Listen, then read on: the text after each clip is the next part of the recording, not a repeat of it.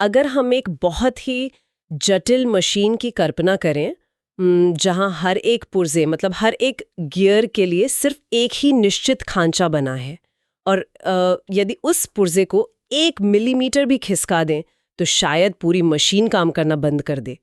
श्रोताओं के लिए यह जानना बहुत दिलचस्प होगा कि हिंदी भाषा की वर्णमाला और उसके ध्वनियों का पूरा व्याकरण बिल्कुल इसी तरह की एक मशीन है। ये विचारों का कोई बेतरतीब प्रवाह नहीं है, बल्कि एक बेहद सख्त और खूबसूरत इंजीनियरिंग है। आज के इस गहन विश्लेषण में हम इसी इंजीनियरिंग के ब्लूप्रिंट को डिकोड करने वाले हैं। हमारे पास जो स्रोत सामग्री है वो पूरी तरह से वन लाइनर सवालों और जवाबों का एक संग्रह है, और हमारी कोशिश है कि इस सामग्री के एक एक बिंदु को बिल्कुल उसी क्रम में समझा जाए जैसे वो लिखा गया है। ये वाकई बहुत दिलचस्प सफ़र होने वाला है। मतलब आमतौर पर हम भाषा बोलते तो हर दिन हैं, लेकिन आज जब हम इसे इसके सबसे बुनियादी स्तर यानी ध्वनियों और अक्षरों पर तोड़कर देखेंगे तो पता चलेगा कि इसके नियम असल में कैसे काम करते हैं। मेरा काम आज स्रोत की एक एक पंक्ति को क्रमानुसार पढ़ना और केवल उसी के आधार पर जानकारी देना होगा। बिल्कुल। और मेरा रोल एक विद्यार्थी की तरह रहेगा जो बस इस पूरी व्यवस्था को समझने की कोशिश कर रही है। तो चलिए ध्वनियों के आरंभ और वर्ण विच्छेद से इस विश्लेषण की शुरुआत करते हैं। ठीक है, तो स्रोत का पहला प्रश्न है, तालव्य व्यंजन है, और इसका स्पष्ट उत्तर दिया गया है च छ ज। तालव्य। ये शब्द ही अपने आप में बता रहा है कि इसका संबंध तालु से है ना? हाँ बिल्कुल, जब हम इन ध्वनियों का उच्चारण करते हैं तो जीभ की स्थिति इसका निर्धारण करती है। आप च, छ और ज बोलकर देखें तो जीभ सीधे तालु को छूती है। इसीलिए इन्हें तालव्य व्यंजन के इस विशिष्ट खांचे में रखा गया है। अच्छा, ये तो बहुत सीधा सा नियम है। इसके बाद क्या है? इसके तुरंत बाद स्रोत एक बहुत ही सूक्ष्म बिंदु उठाता है। दूसरा प्रश्न है, इस शब्द में स स्वर नहीं है, और इसका उत्तर दिया गया है स्नेह। स्नेह। तो इसमें जो शुरुआत का स है वो आधा है। मतलब स्रोत ये कहना चाह रहा है कि इसमें कोई स्वर जैसे अ की ध्वनि नहीं जुड़ी है ना? एकदम सही। ये एक शुद्ध व्यंजन ध्वनि के रूप में मौजूद है, और किसी भी शब्द को उसके सबसे बुनियादी स्तर पर कैसे तोड़ा जाता है, ये स्रोत के अगले बिंदु से और भी साफ हो जाता है। प्रश्न है, प्यास शब्द का वर्ण विच्छेद है, और इसका सटीक उत्तर स्रोत में दिया गया है प प्लस या प्लस स प्लस अ। ओहो, अगर हम इसे करीब से देखें तो ये किसी रासायनिक सूत्र को देखने जैसा है। मतलब प्यास जैसे रोजमर्रा के शब्द को स्रोत ने उसके बिल्कुल मूल वर्णों में खोलकर रख दिया है। प आधा है इसलिए प्ल, और फिर या, और अंत में स के साथ अ का स्वर अलग किया गया है। हाँ, ये एक तरह से भाषा का मॉलिक्यूलर लेवल ही है। इसी क्रम में स्रोत एक और अनोखी ध्वनि की बात करता है। अगला प्रश्न है, अयोगवाह है, और उत्तर है विसर्ग। अयोगवा। इसका मतलब वो ध्वनि जो न तो पूरी तरह से स्वर है और न ही व्यंजन। बिल्कुल, ये अपना एक अलग अस्तित्व रखती है। और विसर्ग यानी शब्द के अंत में लगने वाले वे दो बिंदु इसका सबसे सटीक उदाहरण है। चलिए अगले तथ्य पर चलते हैं। प्रश्न है, संयुक्त व्यंजन क्ष की ध्वनियां हैं, और उत्तर है क प्लस श। अच्छा, तो ये फिर से उसी वर्ण विच्छेद वाले विचार से जुड़ता है। हम क्ष को एक ही ध्वनि मान लेते हैं, लेकिन वास्तव में ये क और श के संयोग से बना है। सही कहा। तो इन बुनियादी वर्णों और विच्छेदों की संरचना को समझने के बाद स्रोत सामग्री अब अक्षरों के उच्चारण स्थान और शब्दकोश से संबंधित तथ्यों की ओर रुख करती है। अगली पंक्ति में प्रश्न है, अंतस्थ वर्ण है, और उत्तर दिया गया है ल। अंतःस्थ यानी जो बीच में स्थित हो, स्वर और व्यंजन के बीच की कोई कड़ी, है ना? हाँ, ये श्रेणी बहुत ही खास है। और इसके बाद स्रोत सीधे शब्दकोश यानी डिक्शनरी के उपयोग पर एक प्रश्न सामने रखता है। प्रश्न है, शब्दकोश में पहले आने वाला शब्द है, और उत्तर है वक्त।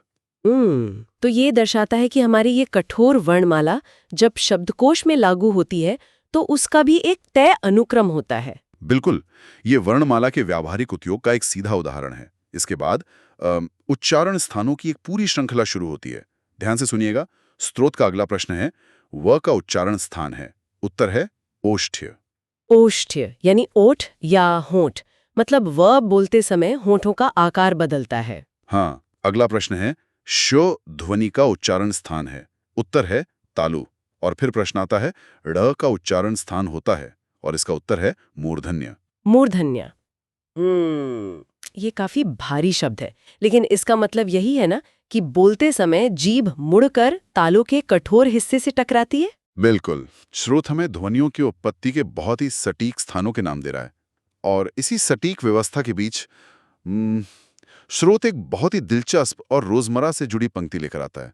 प्रश्न है, शब्द जिन्हें हम लेखन तथा वाचन में प्रयोग करते हैं वे हैं, और इसका उत्तर है सक्रिय शब्द भंडार। सक्रिय शब्द भंडार। ये नाम ही खुद को स्पष्ट कर रहा है। मतलब श्रोताओं को ये कल्पना करने में मजा आएगा कि जो शब्द हम रोज इस्तेमाल करते हैं वे सक्रिय हैं। हाँ, जो काम में आ रहा है वही सक्रिय है। शब्दों के इसी प्रयोग की बात से अब हमारी स्रोत सामग्री व्यंजन के वर्गीकरण और अर्थपूर्ण शब्दों की संरचना पर आती है। अगला प्रश्न है, स्पर्श व्यंजन के उदाहरण हैं? उत्तर है त, थ, द, ध। स्पर्श यानी छूना, मतलब इन ध्वनियों में मुंह के अंदर कोई ना कोई हिस्सा एक दूसरे को स्पर्श करता है। एकदम सही। और फिर स्रोत पिछले एक बिंदु को विस्तार देता है। प्रश्न है, य, र, ल, व व्यंजन है? उत्तर है अंतस्थ। याद हो तो स्रोत ने पहले सिर्फ ल को अंतस्थ बताया था। हाँ। अब उसने पूरी की पूरी श्रेणी को ही यहाँ स्पष्ट कर दिया है। इसके बाद एक थोड़ी लंबी और तकनीकी परिभाषा सामने आती है। प्रश्न है, स्वनिमिक जागरूक सा संबंधित है? और स्रोत इसका उत्तर देता है, बोले गए शब्दों में स्वनिमों को पहचान कर उनमें परिवर्तन करने की योग्यता से। रुकिए, ये काफी लंबी परिभाषा है। स्वनिमिक जागरूकता यानी ध्वनियों को सिर्फ सुनना ही नहीं, बल्कि उसे पहचानकर बदलने की योग्यता की बात हो रही है। बिल्कुल। ये सिर्फ सुनने के बारे में नहीं है, बल्कि उस ध्वनि का अर्थ के साथ क्या रिश्ता है, ये जानने के बारे में है। और स्रोत इसे अपनी अगली पंक्ति में पूरी तरह साफ कर देता है। अगला प्रश्न है, शब्द सार्थक तभी कहे जाएंगे जब, और उत्तर है उनके निश्चित अर्थ हों। आहा, अब कड़ियां जुड़ रही हैं। सार्थक शब्द बनने की पहली और सबसे जरूरी शर्त ही उसका निश्चित अर्थ होना है। बिना निश्चित अर्थ के वो सिर्फ शोर है। आपका ये निष्कर्ष बिल्कुल उस दिशा में है जहां स्रोत हमें ले जाना चाहता है। ध्वनियों और अर्थ का ये अटूट संबंध अगले तथ्य में भी दिखाई देता है। प्रश्न है, अंतः वर्ण प्रयुक्त हुए हैं? उत्तर है न, ल, स। ठीक है, और इसके बाद क्या है? इसके तुरंत बाद स्रोत अक्षर की एक परिभाषा देता है। प्रश्न है, जब विभिन्न स्वनिमिक यानी व्यंजन या स्वर ध्वनिया को किसी एक अर्थपूर्ण शब्द का भाग बनाने के लिए किसी विशेष अर्थ के साथ जोड़ा जाता है, तब ये कहलाता है, और इसका उत्तर है अक्षर। ये बहुत ही शक्तिशाली विचार है। मतलब कोई भी ध्वनि तब तक सिर्फ ध्वनि है जब तक कि उसे किसी विशेष अर्थ के साथ न जोड़ा जाए। अर्थ जुड़ते ही वह अक्षर बन जाता है। बिल्कुल।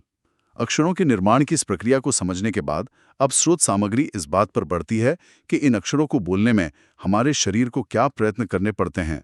अगला प्रश्न ध्यान से सुनिए। अभ्यंतर प्रयत्न के अनुसार वर्णों के उच्चारण के मुख्य रूप से भेद हैं। यहाँ रिक्त स्थान के लिए उत्तर है 5। आ गया है, उसके 5 अलग अलग प्रकार हैं। वाओ, ये व्यवस्था कितनी बारीक है। हाँ, ये बारीकी हर जगह है। अगला प्रश्न देखिए। आ की मात्रा को छोड़कर अंग और आहा को लेकर व्यंजनों के साथ सभी स्वरों के मिलाप को कहते हैं। उत्तर है 12 खड़ी। 12 खड़ी। इसका निर्माण नियम कितने गणितीय ढंग से समझाया गया है। आगे बढ़ते हैं। स्रोत पूछता है, आ का उच्चारण स्थल है? उत्तर है कंठ यानी गला। फिर प्रश्न आता है, हिंदी भाषा में वे ध्वनियां जो स्वतंत्र रूप से बोली या लिखी जाती हैं? और उत्तर है स्वर। स्वतंत्र रूप से मतलब आ इन्हें बोलने के लिए किसी व्यंजन की जरूरत नहीं होती। बिल्कुल। और अब स्रोत एक संख्या देता है। प्रश्न है, हिंदी में उच्चारण के आधार पर वर्ण होते हैं? उत्तर है 45। उच्चारण के आधार पर कुल 45 वर्ण। ठीक है, ये संख्या याद रखने वाली है। अब अगली पंक्ति पर आते हैं जो समय और ध्वनि के संबंध को बताती है। प्रश्न है, जिनके उच्चारण में दीर्घ स्वर से भी अधिक समय लगता है वे कहलाते हैं? और उत्तर है प्लुत स्वर।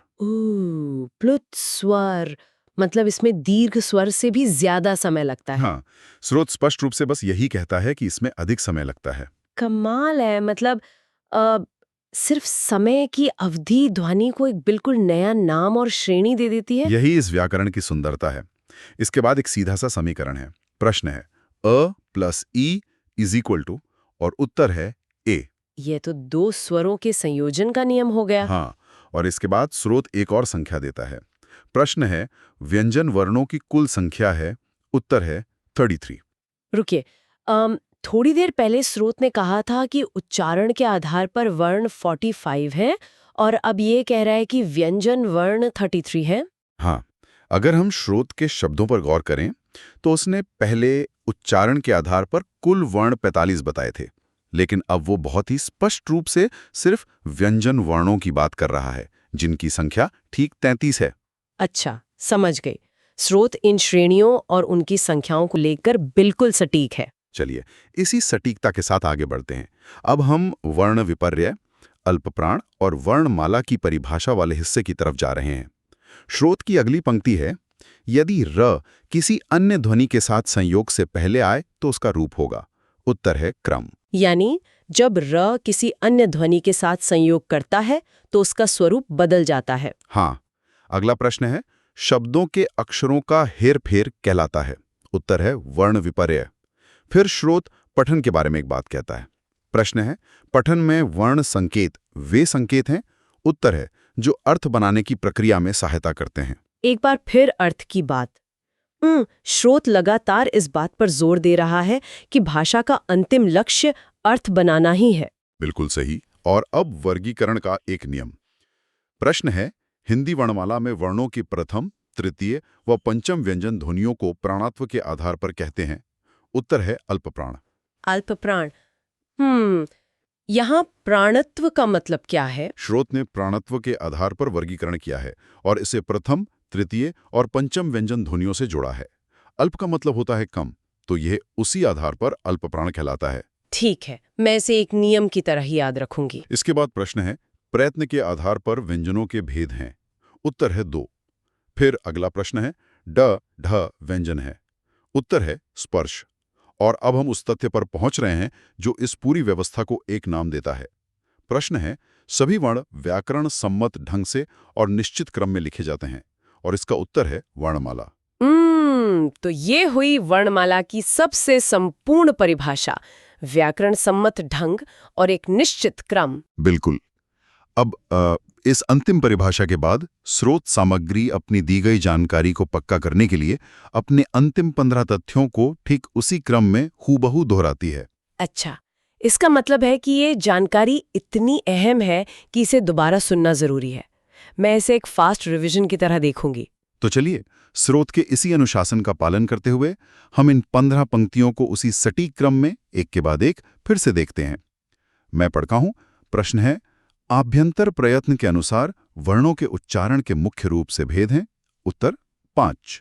प्रश्न अ आ की मात्रा को छोड़कर अंग और अह को लेकर व्यंजनों के साथ सभी स्वरों के मिलाप को कहते हैं, उत्तर 12 खड़ी। हाँ, 12 खड़ी। ठीक है। अगला है अ आ का उच्चारण स्थल है, उत्तर कंठ। प्रश्न हिंदी भाषा में वे ध्वनियां जो स्वतंत्र रूप से बोली या लिखी जाती हैं, उत्तर स्वर। बिल्कुल, स्वर स्वतंत्र होते हैं। आगे क्या है? प्रश्न है हिंदी में उच्चारण के आधार पर वर्ण होते हैं, उत्तर 45। प्रश्न जिनके उच्चारण में दीर्घ स्वर से भी अधिक समय लगता है वे कहलाते हैं, उत्तर प्लुत स्वर। प्लोत स्वर, राइट। प्रश्न है अ प्लस ई इज इक्वल टू, उत्तर ए। प्रश्न व्यंजन वर्णों की कुल संख्या है, उत्तर 33। 33 व्यंजन, एकदम सही। प्रश्न है यदि र की ध्वनि संयोग से पहले आए तो उसका रूप होगा, उत्तर क्रम। प्रश्न शब्दों के अक्षरों का हेरफेर कहलाता है, उत्तर वर्ण विपर्य। हेरफेर मतलब वर्ण विपर्य, समझ गई। हाँ। फिर है पठन में वर्ण संकेत वे संकेत हैं, उत्तर जो अर्थ बनाने की प्रक्रिया में सहायता करते हैं। प्रश्न हिंदी वर्णमाला में वर्णों की प्रथम, तृतीय व पंचम व्यंजन ध्वनियों को प्राणत्व के आधार पर कहते हैं, उत्तर अल्पप्राण। एकदम सही, बस कुछ ही बचे अब, है ना? हाँ, बस 3 और। प्रश्न है प्रयत्न के आधार पर व्यंजनों के भेद हैं, उत्तर 2। प्रश्न ढ व्यंजन है? उत्तर स्पर्श। और अंत में प्रश्न है, सभी वर्ण व्याकरण सम्मत ढंग से और निश्चित क्रम में लिखे जाते हैं? उत्तर वर्ण। मैं स्रोत सामग्री से पूरा प्रश्न पढ़ता हूं। जी बिल्कुल। राम आया, भाई से मिला और तुरंत लौट गया, ये वाक्य है। और इसका उत्तर दिया गया है संयुक्त वाक्य। ये संरचना को समझने का एक बहुत ही स्पष्ट उदाहरण है। हाँ, मतलब अगर हम इस पंक्ति के पीछे के विज्ञान को समझें तो इसे एक मालगाड़ी की तरह देखा जा सकता है। जैसे एक ट्रेन में कई डब्बे होते हैं जो एक दूसरे से स्वतंत्र होते हैं, लेकिन एक हुक के जरिए आपस में जुड़े रहते हैं। यहाँ राम का आना एक पूरी घटना है, भाई से मिलना दूसरी स्वतंत्र घटना है और तुरंत लौट जाना तीसरी। और इन तीनों को और जैसे योजक शब्दों के हुक से जोड़कर एक ही ट्रैक पर दौड़ा दिया गया है, जो इसे संयुक्त वाक्य बनाता है। बिल्कुल सही पकड़ा।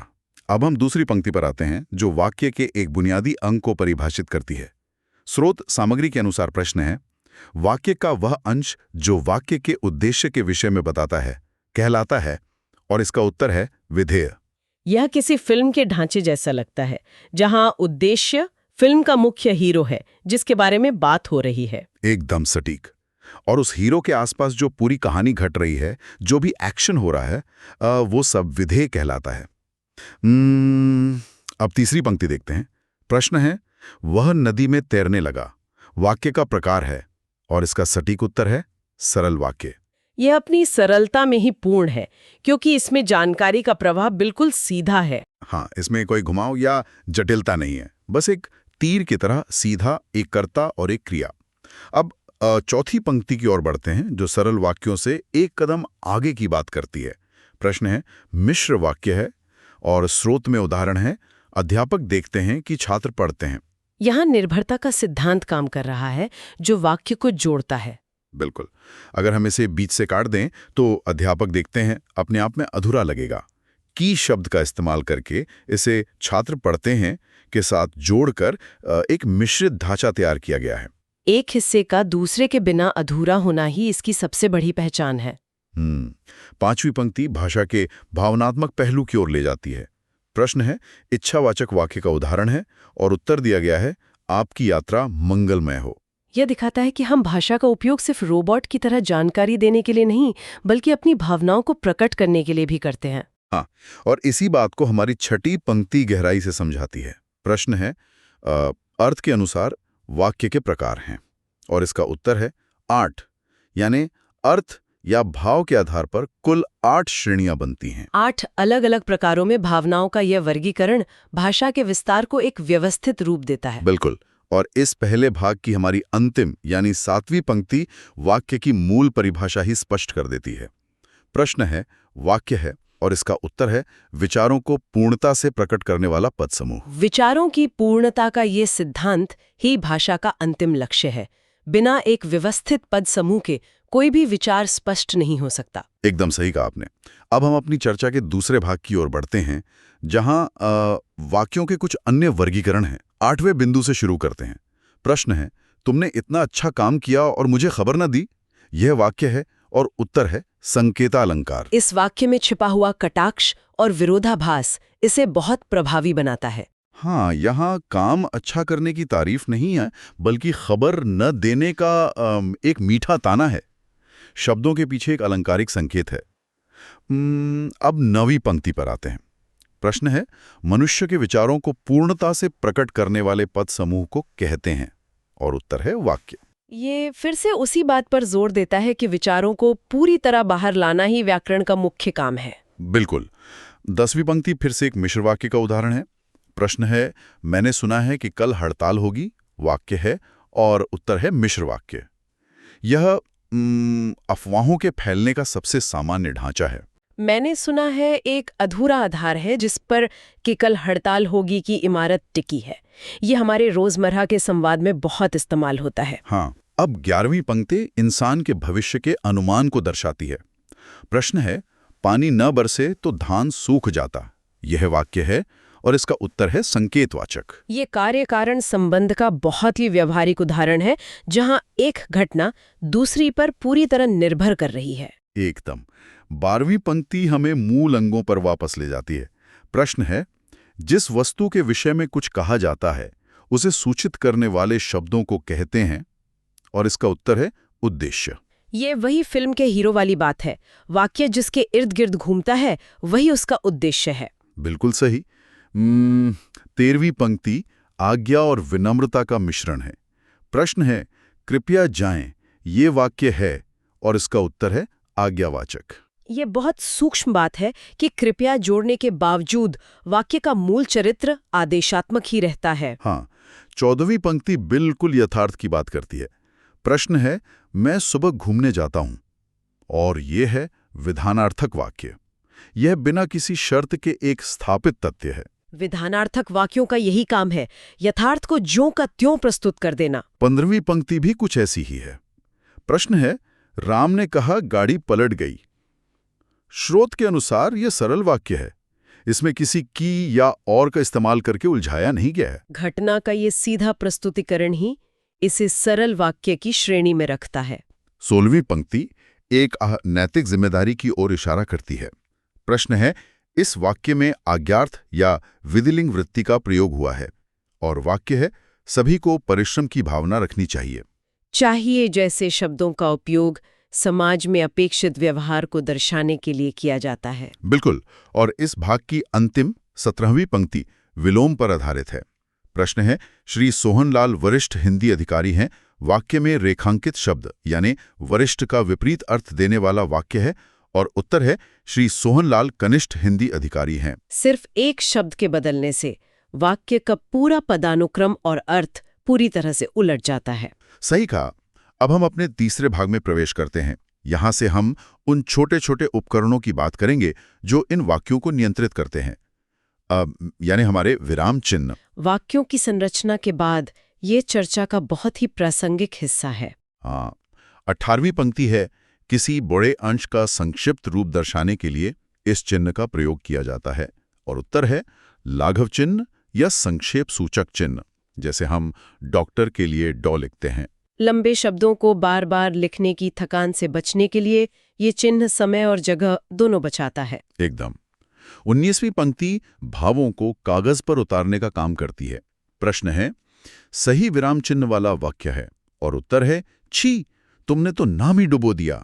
यहाँ छी के बाद लगा विस्मयादि बोधक चिन्ह इंसान की घृणा और निराशा को स्याही के रूप में कागज पर उतार देता है। बिल्कुल।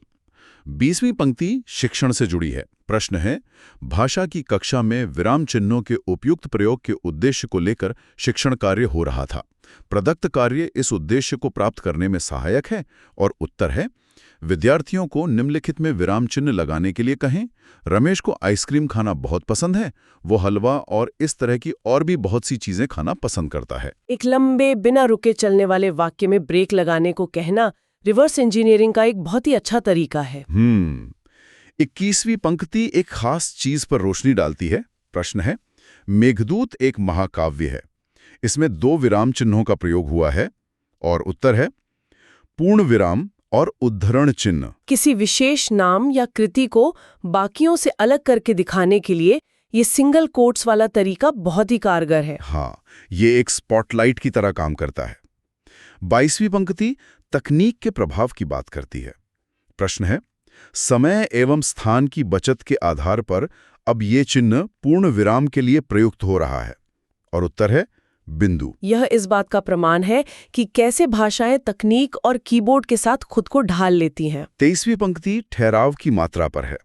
प्रश्न है, अर्धविराम का चिन्ह है, और उत्तर है सेमीकोलन वाला चिन्ह, कॉमा और छोटी तिकोनी। यह उस स्थिति के लिए है जब हमें कॉमा से थोड़ा ज्यादा रुकना हो और पूर्ण विराम की तरह पूरी तरह से खत्म न करना हो। बिल्कुल।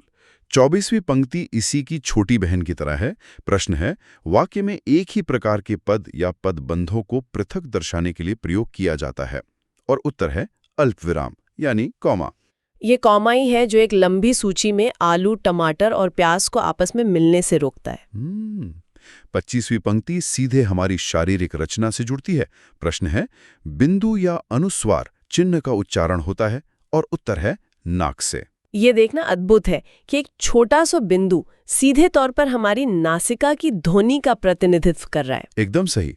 26वीं पंक्ति इतिहास को संजोने का काम करती है। प्रश्न है, सही विराम चिन्ह से युक्त वाक्य है, और उत्तर है, सुभाष चंद्र बोस ने कहा, तुम मुझे खून दो, मैं तुम्हें आज़ादी दूंगा। यहाँ दोहरे उद्धरण चिन्ह इस बात की गारंटी देते हैं कि महापुरुष के शब्दों को बिना किसी मिलावट के संरक्षित कर लिया गया है। अब 27वीं पंक्ति पर ध्यान दीजिए। प्रश्न है, हिंदी में पूर्ण विराम चिन्ह को छोड़कर शेष चिन्ह भाषा के हैं? और उत्तर है अंग्रेजी, जैसा कि हमने शुरू में बात की थी। हमारी खड़ी पाई ही हमारी अपनी है, बाकी सब हमने अंग्रेजी से लिए हैं, जो कि सांस्कृतिक लेन देन का एक शानदार उदाहरण है। बिल्कुल। 28वीं पंक्ति इन चिन्हों की उपयोगिता बताती है। प्रश्न है, विराम चिन्ह की उपयोगिता है? और उत्तर है भावाभिव्यक्ति की स्पष्टता के लिए। अगर विराम चिन्ह ना हो तो शब्द सिर्फ अक्षरों का एक निर्जीव ढेर बन जाएंगे। हाँ, उनमें भावनाएं भरने का काम यही करते हैं। और तीसरे भाग की हमारी अंतिम 29वीं पंक्ति है, पूर्ण विराम का अर्थ है। और उत्तर है पूरी तरह रुकना। यह विचार की सीमा है। विचारों को एक दूसरे से टकराने से बचाने के लिए पूरी तरह रुकना एक बहुत ही आवश्यक प्रक्रिया है। बिल्कुल।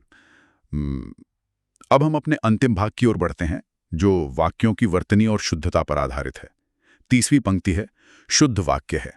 और उत्तर है मुझे केवल 10 रुपए चाहिए। कई बार लोग मुझे केवल 10 रुपए मात्र चाहिए कहते हैं, जो गलत है, क्योंकि केवल शब्द ही अपने आप में पूर्ण है।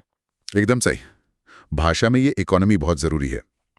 31वीं पंक्ति है, हलंत का प्रयोग किया जाता है। और उत्तर है व्यंजन को स्वर रहित लिखने के लिए। जब हमें किसी अक्षर का आधा उच्चारण करना होता है तो हम हलंत लगाकर उसमें से स्वर को बाहर निकाल देते हैं। हाँ, ये एक शल्य चिकित्सा या सर्जरी की तरह है। 32वीं पंक्ति सिंटैक्स की बात करती है। प्रश्न है, शुद्ध वाक्य है। और उत्तर है यह गाय का शुद्ध दूध है। अगर कोई यह शुद्ध गाय का दूध है कहेगा तो इसका मतलब हो जाएगा कि गाय शुद्ध है, दूध नहीं। बिल्कुल। शब्दों का स्थान बदलना अर्थ का अनर्थ कर सकता है। और हमारी आज की सूची की अंतिम 33वीं पंक्ति है, शुद्ध एवं मानक रूप है। और उत्तर है चिह्न। अक्सर लोग बोलते समय इसे चिह्न कह देते हैं, जो कि अशुद्ध है। हाँ, आधा ह और फिर पूरा। यहाँ पहली पंक्ति में लिखा है परिसीमन का विलोम है, और इसका उत्तर दिया गया है असीमन। अच्छा। इसके बाद है संतोष का विलोम है असंतोष। फिर लिखा है अवर का विलोम है प्रवर, और अगली ही पंक्ति में है प्रवर का विलोम है अवर। हाँ, ये एक दूसरे के विपरीत हैं। आगे दिया है समास का विलोम है व्यास। यहाँ मुझे विलोम शब्दों के इस सूची के बीच दी गई नियम वाली एक पंक्ति पर ध्यान दिलाना है। इसमें लिखा है शब्द रचना विधि के आधार पर 4 विधियां हैं, उपसर्ग, प्रत्यय, संधि और समास। मतलब विलोम शब्दों के बीच व्याकरण की यह विधि सच में एक बहुत महत्वपूर्ण जानकारी है। ये एकदम सही बात है। हम उसी क्रम में आगे बढ़ते हैं। अतिथि का विलोम है आतिथ्य। फिर है प्रारंभ का विलोम है अनारंभ। ठीक है। ऋजु का विलोम है वक्र। वैमनस्य का विलोम है सौमनस्य। इष्ट का विलोम है अनिष्ट। जी, मैं साथ साथ समझ रही हूँ। आगे है उर्वर का विलोम है बंजर। और अनिवार्य का विलोम है ऐच्छिक। अब यहाँ टेक्स्ट के आधार पर एक अलग बात दी गई है। लिखा है विलोम की दृष्टि से असंगत है निर्भीक और शूरवीर। टेक्स्ट के आधार पर यह असंगत है। मैं इस बात से सहमति जताती हूँ। यहाँ इन दोनों शब्दों के बीच समानता है, विलोम का भाव नहीं है। बिल्कुल सही कहा। विलोम का क्रम आगे बढ़ाते हैं। मुख्य का विलोम है गौण। आर्द्र का विलोम है शुष्क। हाँ। ओजस्वी का विलोम है निर्बल। अंतर्निहित का विलोम है बाह्य। अथ का विलोम है इति। यह क्रम बहुत स्पष्ट है। सुगम का विलोम है दुर्गम। फिर दोहराव है, ओजस्वी का विलोम है निर्बल और जंगम का विलोम है स्थावर।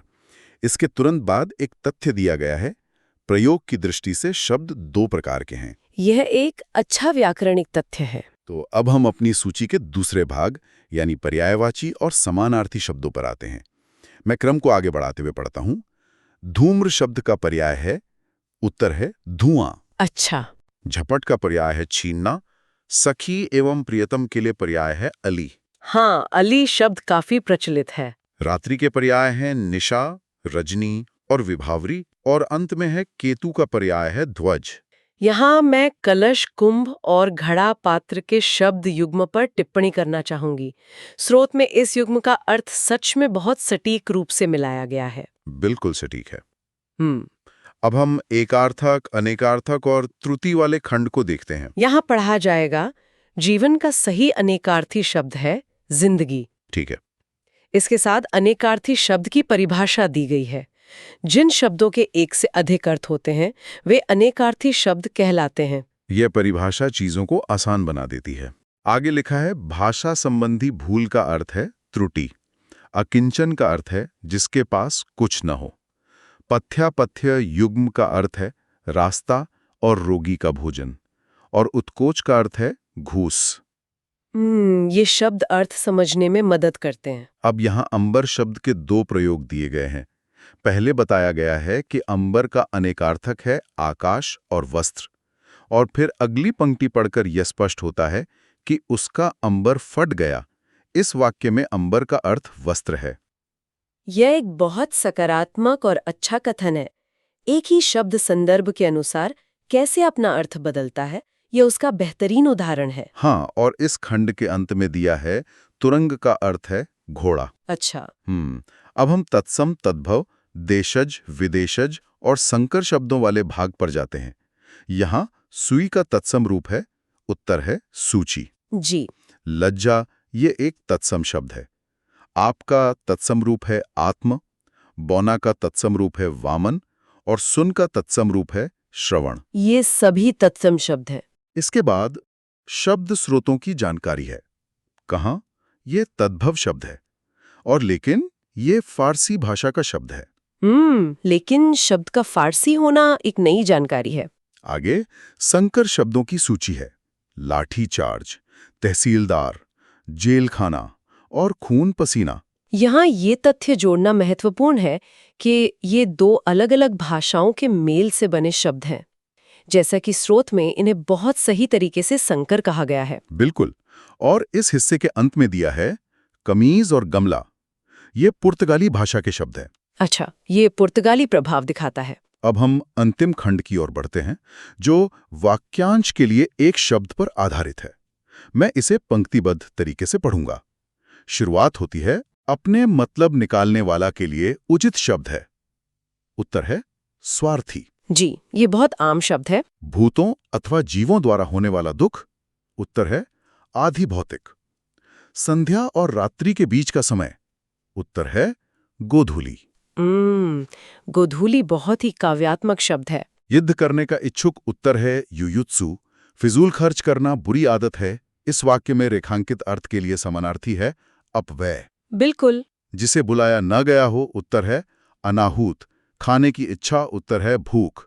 जिसकी पूर्व में कोई आशा ना हो। उत्तर है अप्रत्याशित। और भाषण का अर्थ है किसी विषय पर तत्काल बोलना। ये सभी शब्द भाषा को संक्षिप्त बनाते हैं। अब श्रोत का एक महत्वपूर्ण स्पष्टीकरण है जिसे मैं बिल्कुल श्रोत के अनुसार पढ़ रहा हूं। आगामी का अर्थ है आगे आने वाला। यह शब्द कालबोधक है, किंतु भावी का आशय है भविष्य में होने वाला। मैं इन दोनों के बीच के सूक्ष्म अर्थ भेद पर एक विश्लेषणात्मक टिप्पणी करना चाहूंगी। आगामी समय के बिंदु को दर्शाता है, जबकि भावी आने वाली स्थिति को बताता है। यह भेद बहुत बारीक और जरूरी है। बहुत सही कहा आपने। अब एपिसोड के अंतिम स्रोत बिंदु देखते हैं। अपठित का अर्थ है जो पढ़ा ना हो। समुद्र की आग। उत्तर है ज्वालामुखी। पसीने से उत्पन्न जीव। उत्तर है स्वेदज। जी। इसे तुरंत उचित उत्तर सूझ जाए। उत्तर है प्रत्युत्पन्नमति। गृह बसाकर रहने वाला। उत्तर है गृहस्थ। अच्छा। जिसकी बांह घुटनों तक हो। उत्तर है आजानुबाहु। कुछ जानने की इच्छा रखने वाला। उत्तर है जिज्ञासु। और अंत में है सबको समान दृष्टि से देखने वाले को कहते हैं। उत्तर है समदर्शी। चलिए शुरुआत करते हैं हमारे पहले भाग से, जो है संज्ञा और उसके विविध रूप। स्रोत की पहली पंक्ति कहती है कि अयोग वह कहा जाता है, और उसका उत्तर दिया गया है अनुस्वार एवं विसर्ग को।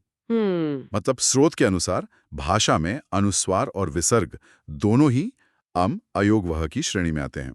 अब अगली पंक्ति पर चलते हैं, जहां लिखा है कि कायर की भाववाचक संज्ञा है, और उत्तर है कायरता। अच्छा जी। और इसके ठीक बाद स्रोत ये भी स्पष्ट करता है कि यह प्रत्यय लगाने से मधुर विशेषण भाववाचक संज्ञा में परिवर्तित हो जाएगा, और वो प्रत्यय है ता। जी समझ गई। ता प्रत्यय का इस्तेमाल। बिल्कुल। अब स्रोत एक बड़ा वर्गीकरण देता है। पंक्ति है कि संज्ञा हैं, क्रिया हैं, विशेषण क्रिया विशेषण के रूप में वर्गीकृत किए गए हैं, और उत्तर है विषय वस्तु के शब्द। विषय वस्तु के शब्द। हाँ। अब भाववाचक संज्ञा के कुछ और उदाहरण स्रोत में दिए गए हैं। जैसे सफेदी शब्द है तो इसका उत्तर है भाववाचक संज्ञा, और उसी तरह निजत्व संज्ञा शब्द है, इसका उत्तर भी भाववाचक है।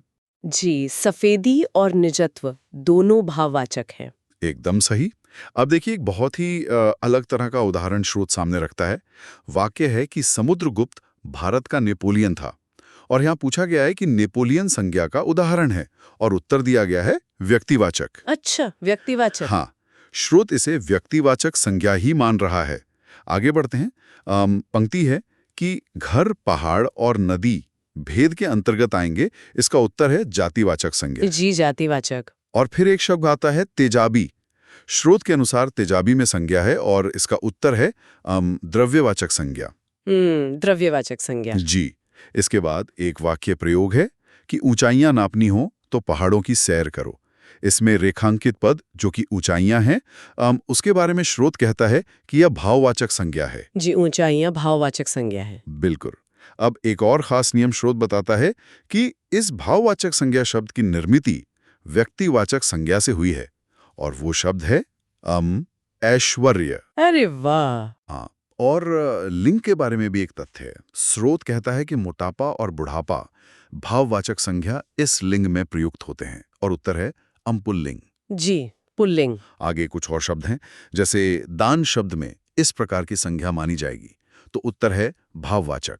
और श्रीमत शब्द किसका उदाहरण है, तो उत्तर है संज्ञा विशेषण। अच्छा, मतलब दोनों का। जी, स्रोत इसे संज्ञा और विशेषण दोनों का उदाहरण मानता है। फिर भाववाचक संज्ञा पद है, और उत्तर दिया है बचपन। बचपन। अब एक वाक्य है कि यशोदा हमारे घर की लक्ष्मी है। इस वाक्य में लक्ष्मी संज्ञा है, और उत्तर है व्यक्तिवाचक संज्ञा। जी। इसके बाद क्रिया का एक प्रयोग है, टहलना स्वास्थ्य के लिए लाभकारी है। इस वाक्य में प्रयुक्त क्रिया है, और उत्तर है क्रियार्थक संज्ञा। जी, क्रियार्थक संज्ञा। हाँ। अब कुछ और अंतिम उदाहरण है संज्ञा के। सृष्टि लखनऊ जा रही है। इस वाक्य में सृष्टि और लखनऊ है, तो उत्तर है संज्ञा। और स्रोत फिर दोहराता है कि बुढ़ापा है भाववाचक संज्ञा। फिर मेला शब्द का व्याकरणिक परिचय है संज्ञा, और सुंदर शब्द के लिए उपयुक्त भाववाचक संज्ञा है सौंदर्य। जी, सौंदर्य। और संज्ञा खंड की आखिरी पंक्ति है वह दूध पी रहा है। वाक्य में रेखांकित पद यानी दूध है, और उत्तर है जातिवाचक संज्ञा कर्मवाचक। जी, पूरी तरह स्पष्ट है। बहुत बढ़िया। तो अब हम अपने दूसरे भाग की ओर चलते हैं, जो है सर्वनाम का संसार। स्रोत की शुरुआत होती है इस पंक्ति से कि वह महिला क्या कर रही है, में वह है, और उत्तर है असर्वनाम। सर्वनाम। फिर अशुद्धि से जुड़ा एक वाक्य है, अपने ठीक रास्ते पर हैं। वाक्य में अशुद्धि है, तो उत्तर है सर्वनाम संबंधी। अच्छा। जी। और फिर अनिश्चयवाचक की बात आती है, उसने कुछ नहीं खाया, में कुछ बोधक है अनिश्चयवाचक सर्वनाम का। जी, कुछ। बिल्कुल। आगे निजवाचक सर्वनाम का प्रयोग वाक्य में हुआ है, तो वह वाक्य है आप भले तो जग भला। और फिर यह घर मेरा है, वाक्य में रेखांकित पद यानी यह है निश्चयवाचक सर्वनाम। जी, निश्चयवाचक। हाँ। स्रोत एक यौगिक रूप बताता है, जिसका इस सर्वनाम का यौगिक रूप है, और उत्तर है जो। जो। और पुरुषवाचक सर्वनाम के अंतर्गत कितने पुरुष आते हैं, तो स्रोत के अनुसार इसका उत्तर है 3। जी, 3 पुरुष। हाँ। फिर अनिश्चयवाचक सर्वनाम का एक और वाक्य है दाल में कुछ काला है। अच्छा। और एक संबंध बताने वाला वाक्य है कि जो करेगा सो भरेगा। इसमें स्रोत बताता है कि जो और सो क्रमशः संबंधवाचक एवं निश्चयवाचक सर्वनाम है। जी, संबंधवाचक और निश्चयवाचक। इसके बाद एक बहुत ही रोचक तथ्य है, इस सर्वनाम का प्रयोग विशेषण के समान भी होता है, और उत्तर है निश्चयवाचक सर्वनाम। अरे वाह। हाँ। आगे संबंध सूचक सर्वनाम पद है, और उत्तर है जो। फिर अनिश्चयवाचक सर्वनाम है, और उत्तर है कोई। जी, कोई। फिर निजवाचक का एक वाक्य है कि यह समस्या मैं आप ही हल कर लूंगा। इसमें रेखांकित पद का सर्वनाम भेद है निजवाचक सर्वनाम। आप ही। बिल्कुल। और सर्वनाम खंड का अंतिम वाक्य है कि लड़के ने पिता से कहा कि यदि आप आज्ञा दें तो मैं अपने साथी से मिलाऊं। इस वाक्य में आप है और स्रोत का उत्तर है पुरुषवाचक सर्वनाम मध्यम पुरुष आदर सूचक। जी, आदर सूचक। तो ये था सर्वनाम। अब हम तीसरे भाग में प्रवेश करते हैं जहां हम क्रिया की कार्यप्रणाली को समझेंगे। स्रोत की पहली पंक्ति है कि उसने नहाकर भोजन किया। इस वाक्य में नहाकर उदाहरण है पूर्वकालिक क्रिया का। जी, पूर्वकालिक क्रिया। हाँ, फिर प्रेरणार्थक क्रिया का उदाहरण है कि किसान खेत के सूखे पेड़ कटवा चुका है। अच्छा। और स्रोत पूर्वकालिक क्रिया को स्पष्ट भी करता है कि जहां एक क्रिया के समाप्त होने के तुरंत बाद दूसरी पूर्ण क्रिया के होने का बोध होता है, जैसे दिनेश पढ़कर सोया, वहां पहली क्रिया को कहते हैं पूर्वकालिक क्रिया। समझ गए। इसके बाद क्रिया के मूल रूप को कहते हैं और उत्तर है धातु। फिर यह सकर्मक क्रिया है और उत्तर है लेना। जी, लेना।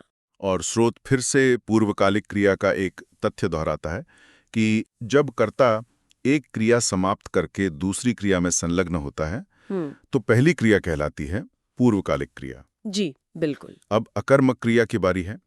वह खेल रहा है में प्रकार की क्रिया है, अकर्मक। और संयुक्त क्रिया के लिए वाक्य है वह घर पहुंच गया। इस वाक्य में पहुंच गया संयुक्त क्रिया का उदाहरण है। संयुक्त क्रिया। हाँ। आगे रीतिवाचक की बात है।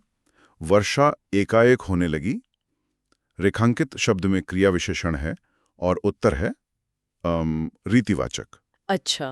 फिर अकर्मक का एक और उदाहरण कि पक्षी गाते हैं में क्रिया है अकर्मक। और संरचना की दृष्टि से क्रिया के कितने भेद हैं? तो उत्तर है 2। जी, 2। अब एक नई तरह की क्रिया स्रोत बताता है। घोड़ा हिनहिनाता है। यह क्रिया है नाम धातु। नाम धातु। जी। फिर द्विकर्मक क्रियार्थक वाक्य है पढ़ना और खेलना दोनों आवश्यक हैं। अच्छा। और नाम धातु का एक और उदाहरण कि राम ने किसान की जमीन हथियाली रेखांकित शब्द में प्रयुक्त क्रिया है नाम धातु क्रिया। जी, हथियाली। बिल्कुल। द्विकर्मक क्रिया युक्त वाक्य है कि किराएदार को मकान दिखाओ, और यह क्रिया कर्म की अपेक्षा रखती है उत्तर है पीना। पीना। और इस खंड की अंतिम पंक्ति है कि सकर्मक क्रिया वाला वाक्य है और उत्तर है महर्षि वेदव्यास ने जय संहिता लिखी। जी, स्पष्ट है। तो क्रिया के बाद अब हम चौथे भाग यानी विशेषण की विशेषताओं पर चर्चा करेंगे। स्रोत कहता है कि जिसका पहला पद विशेषण और दूसरा पद विशेष्य हो उसे कहते हैं कर्मधारय समास। जी, कर्मधारय समास। आगे है कि वह पुस्तक अच्छी है में वह शब्द है सार्वनामिक विशेषण, और अग्नि का विशेषण है आग्नेय। आग्नेय। जी। फिर खेचरी में विशेषण है और उत्तर है गुणवाचक। और 4 गज मलमल में विशेषण है परिमाण बोधक। अच्छा, परिमाण बोधक। अब देखिए, स्रोत में विशेषण की एक अलग तरह की परिभाषा दी गई है। पंक्ति है कि विशेषण कहते हैं, और इसका उत्तर दिया है विशेषण के विशेषण को। जी। तो हम इसी तथ्य के साथ आगे बढ़ेंगे। मारपीट में कई लड़के घायल हो गए, रेखांकित शब्द में विशेषण है संख्यावाचक। और पवित्रता से विशेषण बनेगा, उत्तर है पवित्र। जी, पवित्र। फिर श्रुत में है कि विशेषण शब्द है और उत्तर है अति सुंदर। और दुर्घटना क्यों और कैसे हुई, वाक्य में प्रयुक्त क्रिया विशेषण का भेद है रीतिवाचक। अच्छा, रीतिवाचक। हाँ। फिर गुणवाचक विशेषण युक्त वाक्य है कि यह भूखंड आयताकार है और इसमें कम शब्द का विशेषणीय प्रयोग किया गया है, तो वह वाक्य है आज उसने कम खाना खाया। जी, कम खाना। बिल्कुल। आगे है कि रमेश जीवन भर दुख भोगता रहा। इस वाक्य में जीवन भर शब्द है क्रिया विशेषण। क्रिया विशेषण। फिर सुंदर विशेषण का रूप स्त्रीलिंग में होगा, तो उत्तर है सुंदरी। और चौथा पांचवा विशेषण है क्रमवाचक। जी, क्रमवाचक। इसके बाद परिमाण की बात आती है। सभागार में बहुत आदमी थे। वाक्य है अनिश्चित परिमाणवाचक। अच्छा, अनिश्चित परिमाणवाचक। जी। और भाववाचक संज्ञा से निर्मित विशेषण शब्द है और उत्तर है प्यारा। प्यारा। आगे स्रोत एक और विशेषण शब्द बताता है। विशेषण शब्द है निपट, और अच्छा शब्द विशेषण के रूप में इस वाक्य में प्रयुक्त हुआ है। यह स्थान बहुत अच्छा है। जी, बहुत अच्छा है। हाँ। फिर आलस्य शब्द विशेषण है और उत्तर है आलसी। और विशेषण के इस भाग की अंतिम पंक्ति है कि मोहन 7वीं कक्षा में पहले स्थान पर रहा। रेखांकित पदों में विशेषण का भेद है क्रमवाचक, निश्चित, संख्यावाचक विशेषण। जी बिल्कुल, क्रमवाचक, निश्चित संख्यावाचक विशेषण। तो अब हम इस चर्चा के बिल्कुल अंतिम और 5वें भाग पर आ गए हैं, जो है अवयव और निपात। स्रोत की पंक्ति है कि एक पद, वाक्यांश या उपवाक्य का संबंध दूसरे पद, वाक्यांश या उपवाक्य से जोड़ने वाले अवयव को कहते हैं समुच्चयबोधक अवयव। जी, समुच्चयबोधक अव्यय। हाँ। फिर है कि राम धीरे धीरे पढ़ता है में अव्यय है क्रिया विशेषण अव्यय। और निपात का एक उदाहरण है इंदिरा जी एक बार पटना आई थी में जी निपात है, और उत्तर है आदर बोधक। जी, आदर बोधक। फिर एक पद परिचय है राधिका बहुत तेज चलती है, वाक्य में तेज का पद परिचय होगा तो उत्तर है क्रिया विशेषण चलती है की विशेषता है। अच्छा। जी। फिर है कि उसकी बुद्धि के आगे सब नतमस्तक हैं, रेखांकित पद जो कि के आगे है, व्याकरण की दृष्टि से है समुच्चयबोधक। समुच्चयबोधक। और आजकल जल्दी अविकारी शब्द हैं क्रिया विशेषण। फिर स्रोत कहता है कि अनेक शब्द का बहुवचन अनेक ही होता है क्योंकि यह अविकारी शब्द है। जी, अविकारी शब्द है। बिल्कुल। अब बस 2 पंक्तियां बची हैं। इस वाक्य में संबंध सूचक अव्यय का प्रयोग हुआ है और वाक्य है अनीता राधा से मधुर बोलती है। और स्रोत की अंतिम पंक्ति है कि इस प्रश्न का उत्तर तो कोई भी व्यक्ति दे सकता है। वाक्य में आए भी तो शब्द हैं और उत्तर है निपात। जी। मैं पढ़ता हूं। अध्यापक का स्त्रीलिंग परिवर्तन शब्द है और इसका उत्तर स्रोत में दिया गया है अध्यापिका। स्रोत के अनुसार ये एक सीधा रूप परिवर्तन है। हाँ। अब अगला वन लाइनर देखते हैं। लिखा है रचयिता का स्त्रीलिंग परिवर्तन शब्द है और इसका स्पष्ट उत्तर है रचयित्री। रचयिता से रचयित्री बनना स्रोत में दर्ज एक महत्वपूर्ण तथ्य है। आगे बढ़ते हैं।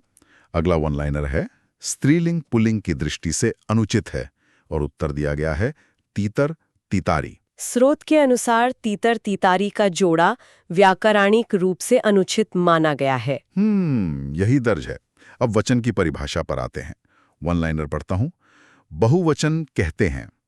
उत्तर है शब्द के जिस रूप में एक से अधिक व्यक्तियों या वस्तुओं आदि का बोध हो। मतलब एक से अधिक का बोध होना ही यहाँ बहुवचन की पहचान बताई गई है। बिल्कुल सही। अगला वन लाइनर एक विशिष्ट शब्द के बारे में है। लिखा है ये शब्द सदैव बहुवचन में ही होता है। उत्तर है दर्शन। पता है। हाँ। अब भाग 2 पर आते हैं जो कारक और उनकी विभक्तियों पर आधारित हैं। पहला वन लाइनर है से विभक्ति इस कारक के लिए प्रयुक्त होता है। उत्तर है करण। करण कारक के लिए से का प्रयोग स्रोत में दर्ज है। अगला वन लाइनर पढ़ता हूं। नाव जल में तैरती है में कारक है। इसका उत्तर दिया गया है अधिकरण कारक। जल में तैरना अधिकरण कारक के अंतर्गत रखा गया है यहाँ पर। उसके बाद अगला वन लाइनर हिमालय से गंगा निकलती है में इस कारक का प्रयोग हुआ है और उत्तर है अपादान। अलग होने के संदर्भ में अपादान कारक को प्रस्तुत किया गया है। हाँ, असल में यही नियम है। अब अगला वन लाइनर ने डैश इस कारक की विभक्ति है। उत्तर है कर्ता। कर्ता कारक की पहचान ने स्रोत में बिल्कुल स्पष्ट है। अगला वन लाइनर भी पिछले एक नियम से जुड़ा है। पेड़ से पत्ते गिरते हैं में कारक है।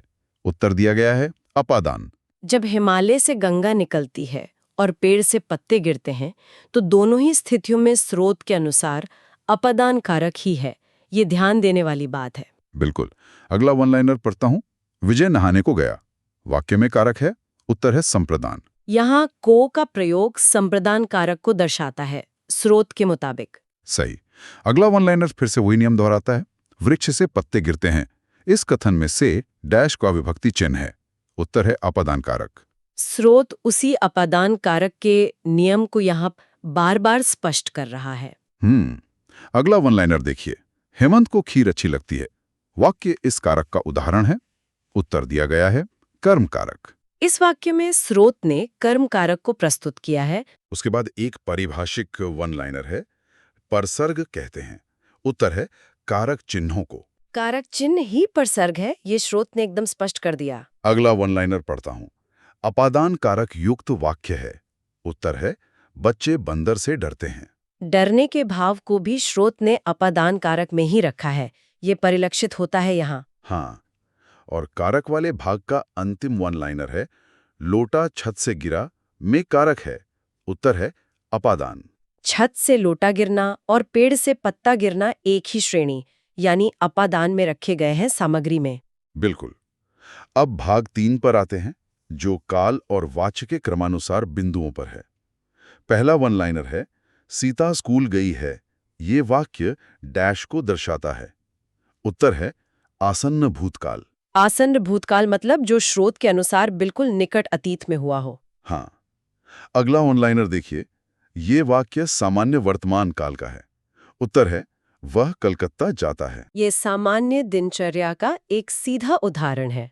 अगला वन लाइनर भविष्य काल में इस समय का बोध होता है। उत्तर दिया गया है आने वाला समय। आने वाले समय की बिल्कुल सरल परिभाषा स्रोत ने दी है। अगला वन लाइनर यदि निशा आई होती तो मैं अवश्य चलता। वाक्य में भूतकाल है। उत्तर है हेतुमत भूत। हेतुमत भूत में शर्त वाली स्थिति यहाँ दर्ज है। अब वाक्य के वन लाइनर पढ़ता हूं। उसे बैठा नहीं जाता है। मैं वाच्य है। उत्तर है भाववाच्य। यहाँ भाव को पूरी तरह से प्रधान बताया गया है स्रोत में। उसके बाद अगला वन लाइनर मुझसे उठा नहीं गया। वाक्य में वाच्य है। उत्तर है भाववाच्य। इसमें भी भाववाच्य की ही पुष्टि हुई है।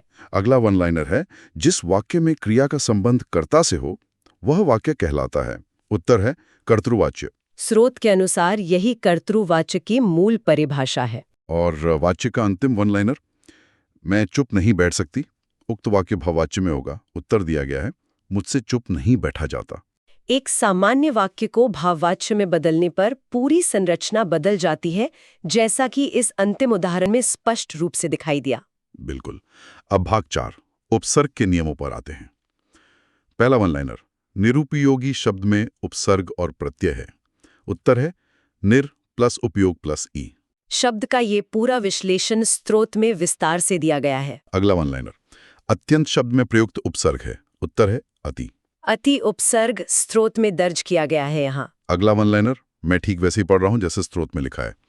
अनुचित उपसर्ग जुड़ा हुआ है और इसका उत्तर दिया गया है अनुचित। स्रोत के शब्दों का ये यथावत विवरण यहाँ मौजूद है। हाँ, अगला वन लाइनर अनु उपसर्ग का प्रयोग हुआ है। उत्तर है अन्वेषक। अन्वेषक शब्द में अनु उपसर्ग स्रोत ने निर्धारित किया है। अगला वन लाइनर देखिए। उत्कर्ष उत्सव तथा उत्कृष्ट शब्दों में उपसर्ग है। उत्तर है उत। इन तीनों शब्दों में एक ही उपसर्ग उत का प्रयोग स्रोत ने दर्ज किया है। अगला वन लाइनर एक भिन्न स्थिति बताता है।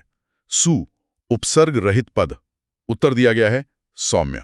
सौम्य शब्द में सु उपसर्ग नहीं है, यह नियम स्रोत में एकदम स्पष्ट है। आगे बढ़ते हैं। पराक्रम में उपसर्ग है। उत्तर है परा। यहाँ शब्द में परा उपसर्ग दर्ज है। अगला वन लाइनर निर्जल में उपसर्ग है। उत्तर है निर। निर्जल शब्द की संरचना में निर उपसर्ग स्रोत में स्पष्ट किया गया है। अब एक प्रत्यय का वन लाइनर इस भाग में है। पन प्रत्यय वाला शब्द है। उत्तर है बचपन। बचपन शब्द में पन प्रत्यय दर्ज है। और इस भाग का अंतिम वन लाइनर है उपसर्ग लगाया जाता है। उत्तर दिया गया है शब्द के पहले। अगला वन लाइनर प्रत्यय की योग से बना शब्द है। उत्तर है माली।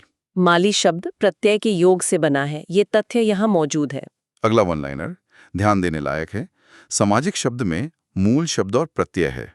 उत्तर दिया गया है समाज प्लस एक। समाज शब्द में एक जुड़ने का ये विवरण शब्द निर्माण को बहुत स्पष्ट रूप से दर्शाता है।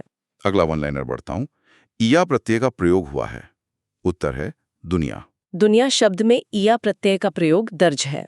अगला वन लाइनर मूलतः प्रत्यय के प्रकार हैं। उत्तर है दो। स्रोत ने प्रत्यय के केवल दो ही मूल प्रकार बताए हैं। अगला वन लाइनर प्रत्यय लगा हुआ है। उत्तर है चिड़चिड़ाहट में।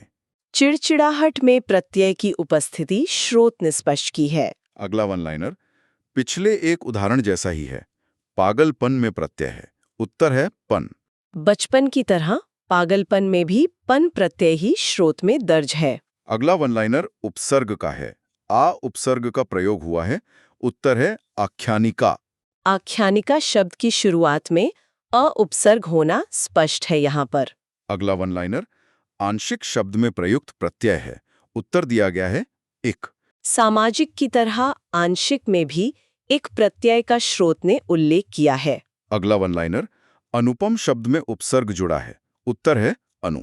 अनु उपसर्ग इस शब्द के आगे दर्ज है। अगला वन लाइनर कनिष्ठा शब्द में प्रयुक्त प्रत्यय है। उत्तर हैष्ठा। कनिष्ठा शब्द के अंत में ये प्रत्यय दर्ज किया गया है। अगला वन लाइनर है फेरी वाला मिठाई एवं लगाव में प्रयुक्त हुआ है। उत्तर दिया गया है प्रत्यय। स्रोत ने इन तीनों शब्दों की संरचना के पीछे प्रत्यय बताया है। अब हमारा आखिरी वन लाइनर अपव्ययवाचक प्रत्यय का प्रयोग हुआ है। उत्तर है दरिद्र में। दरिद्र शब्द के निर्माण में अपव्ययवाचक प्रत्यय का ये स्रोत में दर्ज एक काफी विशिष्ट नियम है जो संधि के प्रारंभिक उदाहरणों से शुरू होता है। हमारी सूची का पहला वन लाइनर एक सीधा प्रश्न है। यहाँ पूछा गया है विद्यार्थी में संधि है और स्रोत में इसका स्पष्ट उत्तर दिया गया है दीर्घ संधि। अच्छा। हाँ, ये जानकारी यूपीटीईटी यूपीटेट 2021 की परीक्षा से ली गई है। अगर हम इस दीर्घ संधि के काम करने के तरीके को समझें तो विद्या और अर्थी के जुड़ने से ध्वनि लंबी या दीर्घ हो जाती है। हाँ, बिल्कुल। का संधि विच्छेद है। स्रोत में इसका उत्तर दिया गया है उत प्लस चारण। ये तथ्य आरईईटी 2011 की परीक्षा में दर्ज किया गया था। ये देखना दिलचस्प है कि स्रोत सीधे बता रहा है कि उच्चारण जैसा शब्द उत और चारण से मिलकर बना है। इसके तुरंत बाद तीसरी पंक्ति में प्रश्न आता है महत्व का उचित संधि विच्छेद है। उत्तर है महत प्लस त्व। ये HTET नवंबर 2015 का प्रश्न है। सही बात है। इस सिलसिले को आगे बढ़ाते हुए अगली पंक्ति हमें बताती है अहोरात्र का संधि विच्छेद है। उत्तर दिया गया है अहन प्लस रात्रि। ये तथ्य भी HTET नवंबर 2015 की ही परीक्षा से है। यहाँ मेरे मन में एक बहुत ही सटीक तुलना उभर कर आ रही है।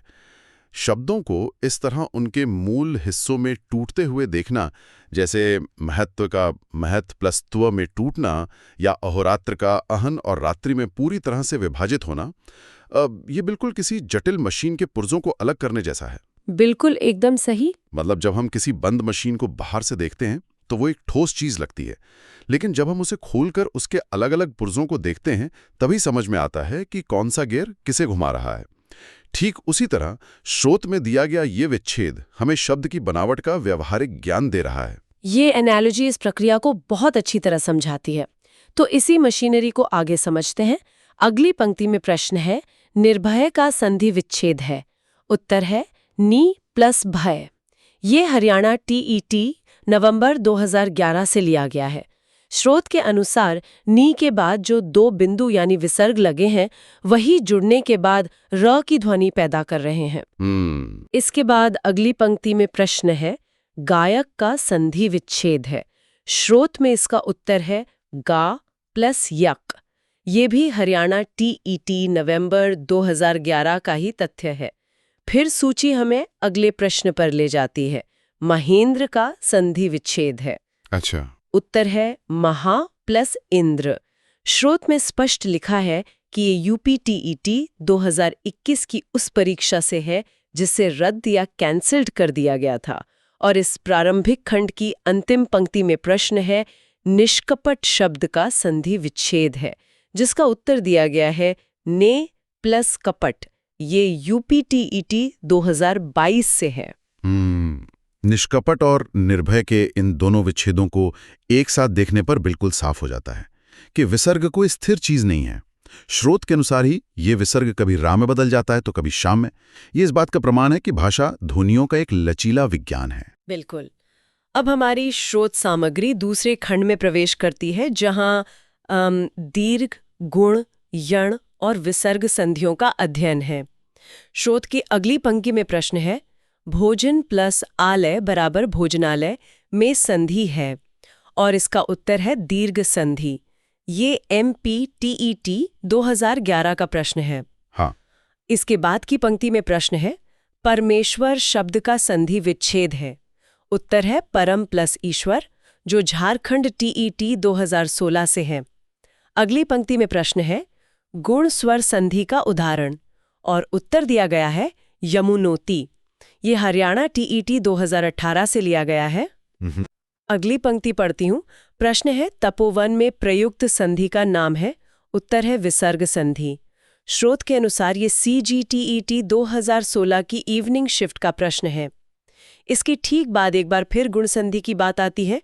प्रश्न है गुण स्वर संधि का उदाहरण है, उत्तर है हिमोपल। ये HTET PRT 2021 की परीक्षा से है। अच्छा। सूची में आगे है उद्योतन शब्द में संधि है, उत्तर है यण संधि जो UTET 2019 से है। फिर एक सीधा प्रश्न आता है अभिषेक का संधि विच्छेद होगा, उत्तर दिया गया है अभि प्लस सेक। ये CGTT 2016 की मॉर्निंग शिफ्ट से है। इसके बाद की पंक्ति में प्रश्न है अभ्युदय शब्द में संधि का प्रकार, उत्तर है यण संधि HTET 2020 की परीक्षा से। अगली पंक्ति का प्रश्न है अन्वेषण का सही संधि विच्छेद है, उत्तर है अनु प्लस एषण। ये HPTT 2018 से लिया गया है। और इस खंड की अंतिम पंक्ति में प्रश्न है मनु प्लस अंतर की संधि है, उत्तर है मनवंतर। ये भी HPTT 2018 का ही प्रश्न है। इस पूरी सूची को ध्यान से सुनने के बाद एक महत्वपूर्ण विश्लेषणात्मक तथ्य सामने आता है। मुझे याद है कि स्रोत की शुरुआत में महत्व शब्द का विच्छेद HTET 2015 के संदर्भ में आया था। अब जिस तरह ये सूची आगे बढ़ रही है, ऐसा लगता है कि कुछ शब्द बार बार अपना रास्ता खोज लेते हैं। ये साबित करता है कि परीक्षाओं में ये तथ्य निरंतर दोहराए जाते हैं। मैं पूरी तरह सहमत हूँ, और आपकी ये बात स्रोत की अगली ही पंक्ति में सच साबित होती है। हम अब तीसरे खंड में प्रवेश कर रहे हैं। स्रोत की अगली पंक्ति में प्रश्न ठीक वही है, महत्व का विग्रह है, उत्तर है महत् प्लस त्व। और ये HPTET 2018 से दर्ज है, यानी 2015 का प्रश्न फिर से लौट आया। बिल्कुल। इसके बाद की पंक्ति में प्रश्न है मौल्य किसका उदाहरण है, उत्तर है दीर्घ स्वर संधि। ये CGTT 2019 से है। अगली पंक्ति में प्रश्न है कवि का संधि विच्छेद होगा, उत्तर है कभी प्लस ई। स्रोत बताता है कि ये HPTET JBT 2021 से है। इसके बाद की पंक्ति है व्यंजन संधि का प्रयोग हुआ है, उत्तर है वागीश्वर। ये HTET 2020 का प्रश्न है। इस क्रम को बिना तोड़े आगे बढ़ते हैं। अगली पंक्ति में प्रश्न है अयादि संधि है, उत्तर है यायावर में। ये उत्तराखंड TET 2021 से लिया गया है। इसके बाद है छत्र छाया का संधि विच्छेद होगा, उत्तर है छत्र प्लस छाया, असम TET 2019 से। अगली पंक्ति में प्रश्न निर्जव शब्द का संधि विग्रह है, उत्तर है नी प्लस जव, CGTET 2017 से। सूची के अंतिम कुछ संधि प्रश्नों में अगला है गिरीश शब्द का संधि विच्छेद है, उत्तर गिरी प्लस ईश, झारखंड TET 2012 से। फिर प्रश्न है अन्वेषण शब्द का संधि विच्छेद है, उत्तर है अनु प्लस एषण, या फिर से दोहराव है, ये झारखंड TET 2016 से है। सही है। इसके बाद व्याकुल का संधि विच्छेद होता है, उत्तर है वी प्लस आकुल, HPTET 2013 से। अगली पंक्ति सूर्योदय का संधि विच्छेद है, उत्तर है सूर्य प्लस उदय, CGTET 2017 से। और अंत में स्रोत की अगली पंक्ति में एक बुनियादी प्रश्न आता है, संधि के प्रकार है, और इसका सीधा उत्तर दिया गया है 3। ये तथ्य CGTET 2017 से लिया गया है। ये संरचना बहुत प्रभावशाली है। अगर हम सूची के प्रवाह को देखें तो यह बहुत व्यवस्थित रूप से आगे बढ़ी है। शुरुआत में हमने संधि के अलग अलग उदाहरण देखे, फिर हमने दीर्घ, गुण, यण और विसर्ग संधियों के विशिष्ट मामलों का अध्ययन किया, और अंततः ये पूरा खंड संधि के प्रकार 3 के एक स्पष्ट कथन पर आकर रुक जाता है। ये पूरे हिस्से को एक तार्किक निष्कर्ष पर पहुंचाता है। बिल्कुल। और इसी तार्किक संरचना के साथ हमारी स्रोत सामग्री अपने चौथे खंड में प्रवेश करती है। यहाँ से ये स्पष्ट रूप से समास के आरंभ और उसके प्रकारों पर केंद्रित हो जाती है। अच्छा। इस नए खंड की पहली ही पंक्ति में प्रश्न है वाक्य विग्रह का अर्थ है, और इसका उत्तर दिया गया है वाक्य खंडों को अलग अलग करके उनका संबंध बताना। ये यूपी टीईटी 2021 की परीक्षा से है। हाँ।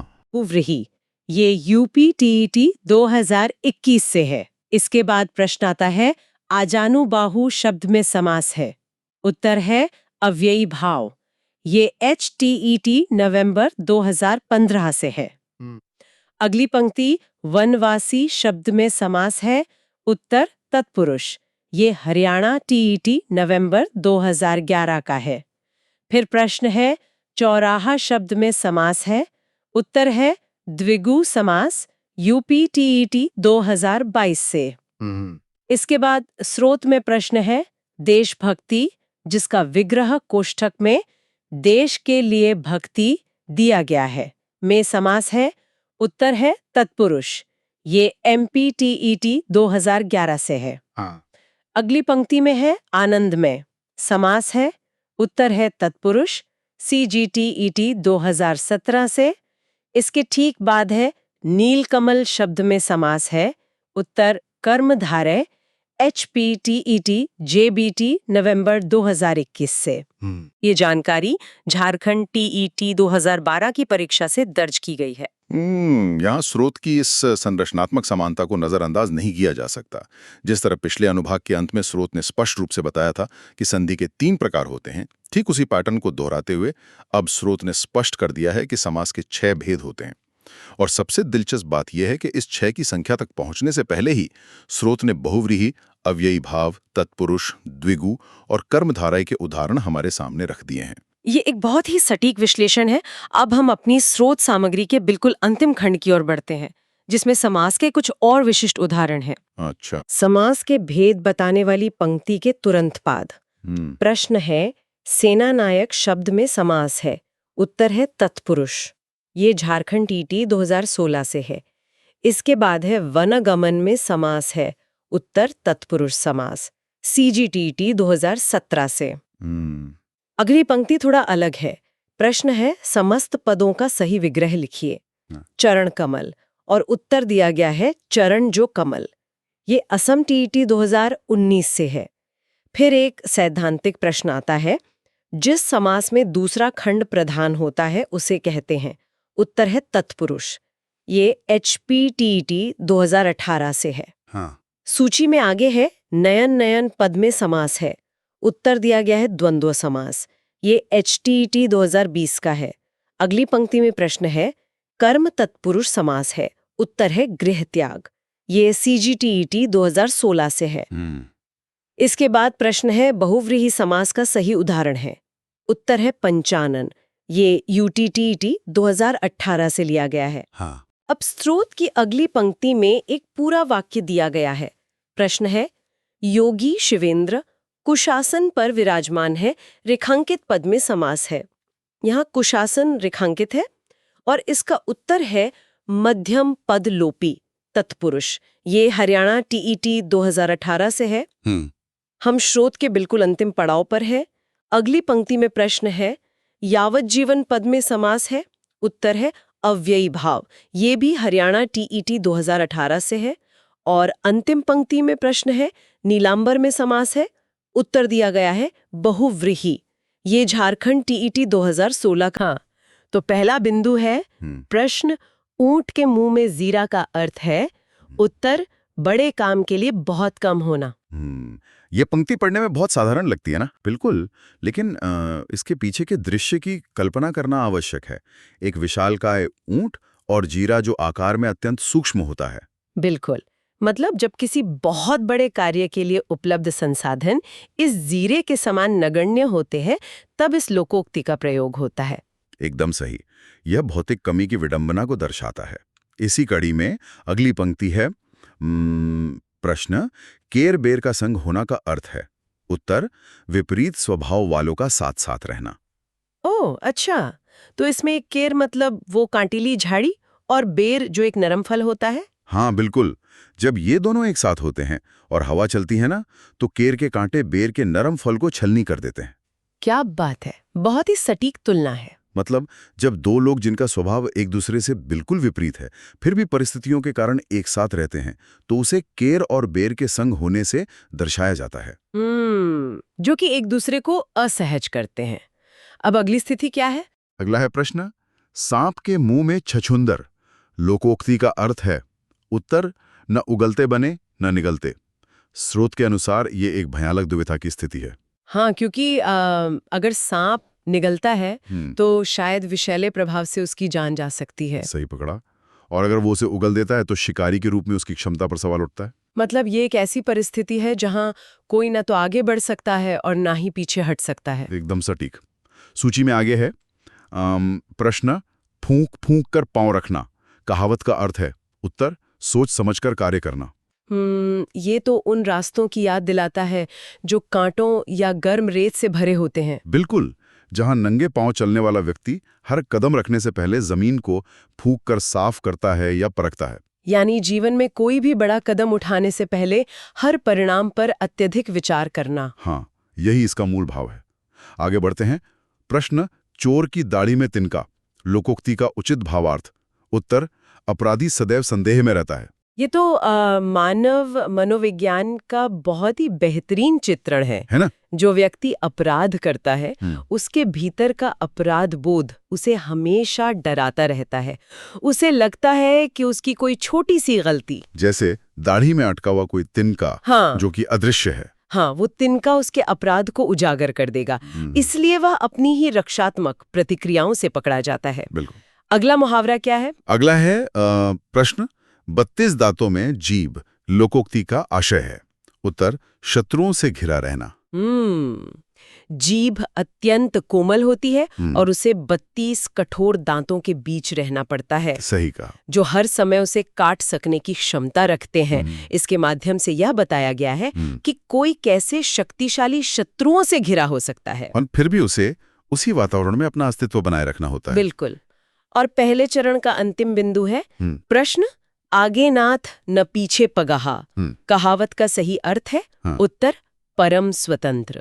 नाथ और पगहा दोनों ही जानवरों को बांधने के काम आते हैं ना। ये ग्रामीण परिवेश से लिया गया रूपक है। जिस पर ये दोनों ही बंधन ना हो वह हर प्रकार की सामाजिक जिम्मेदारियों से मुक्त होता है।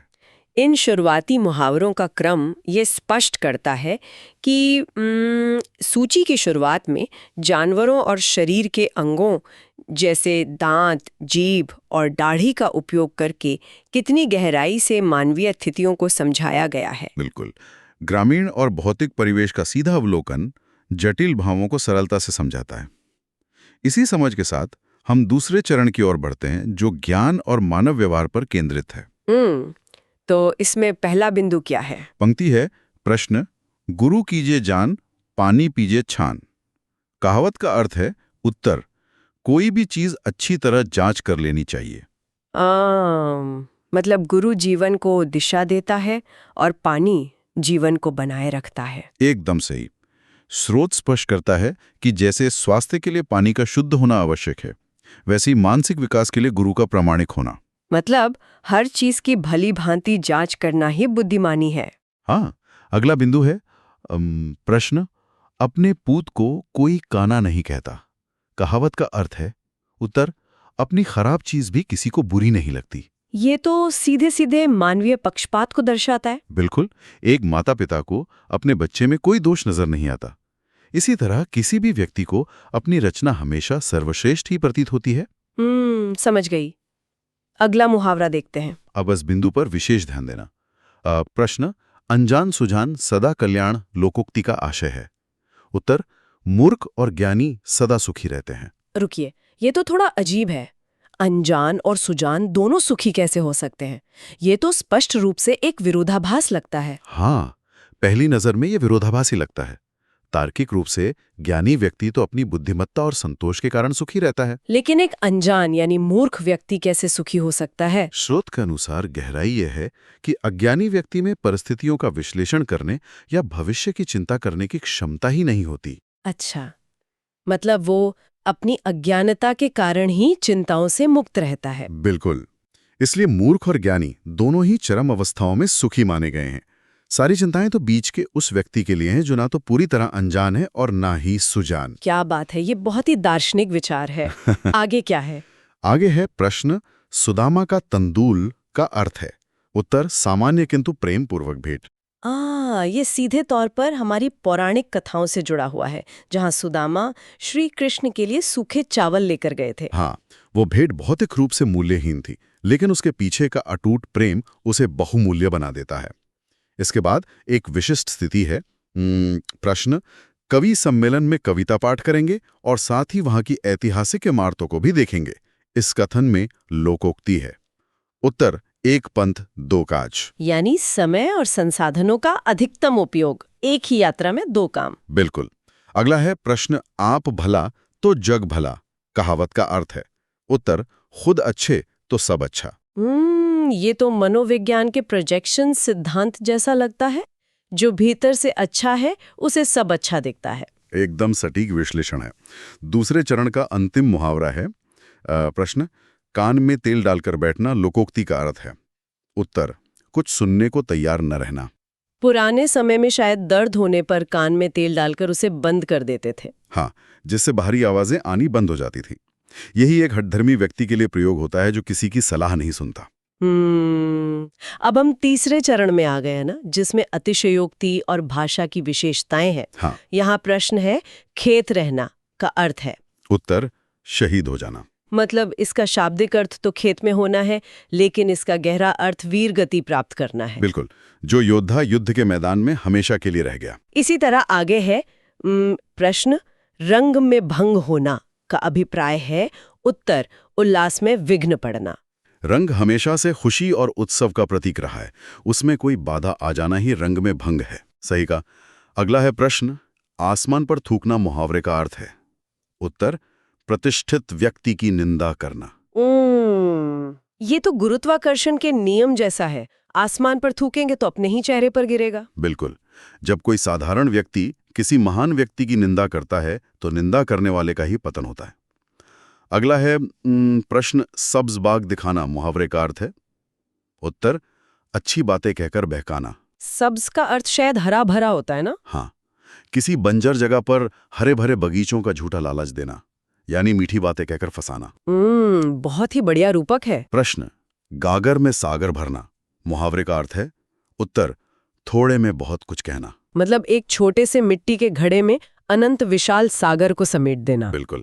जब कोई ज्ञानी अपने गिने चुने शब्दों में गहरा जीवन दर्शन समेट देता है। अगला है प्रश्न, गाल बजाने का अर्थ है।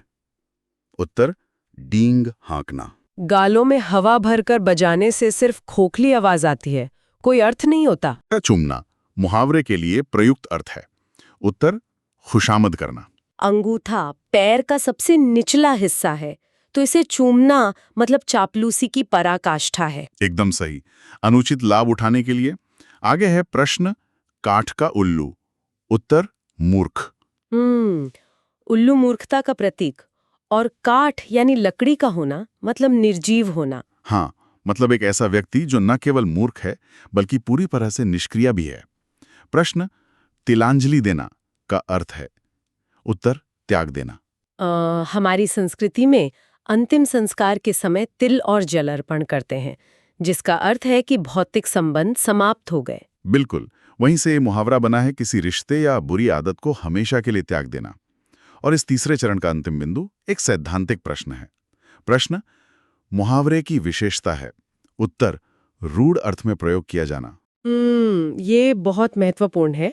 रूढ़ अर्थ मतलब जो परंपरा से जुड़ गया है। इसीलिए जो आपने पहले बताया था, खेत रहना, उसका अर्थ खेती से नहीं बल्कि शहीद हो जाने से है। क्या बात है, आपने बहुत ही सही तरीके से इसे जोड़ा है।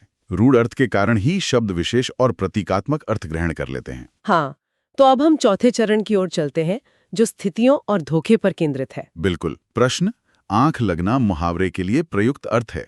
उत्तर, नींद आना। पलकों का भारी होकर आपस में लग जाना ही तो नींद है। सही है। प्रश्न, मुहावरा दिन फिरना का अर्थ है।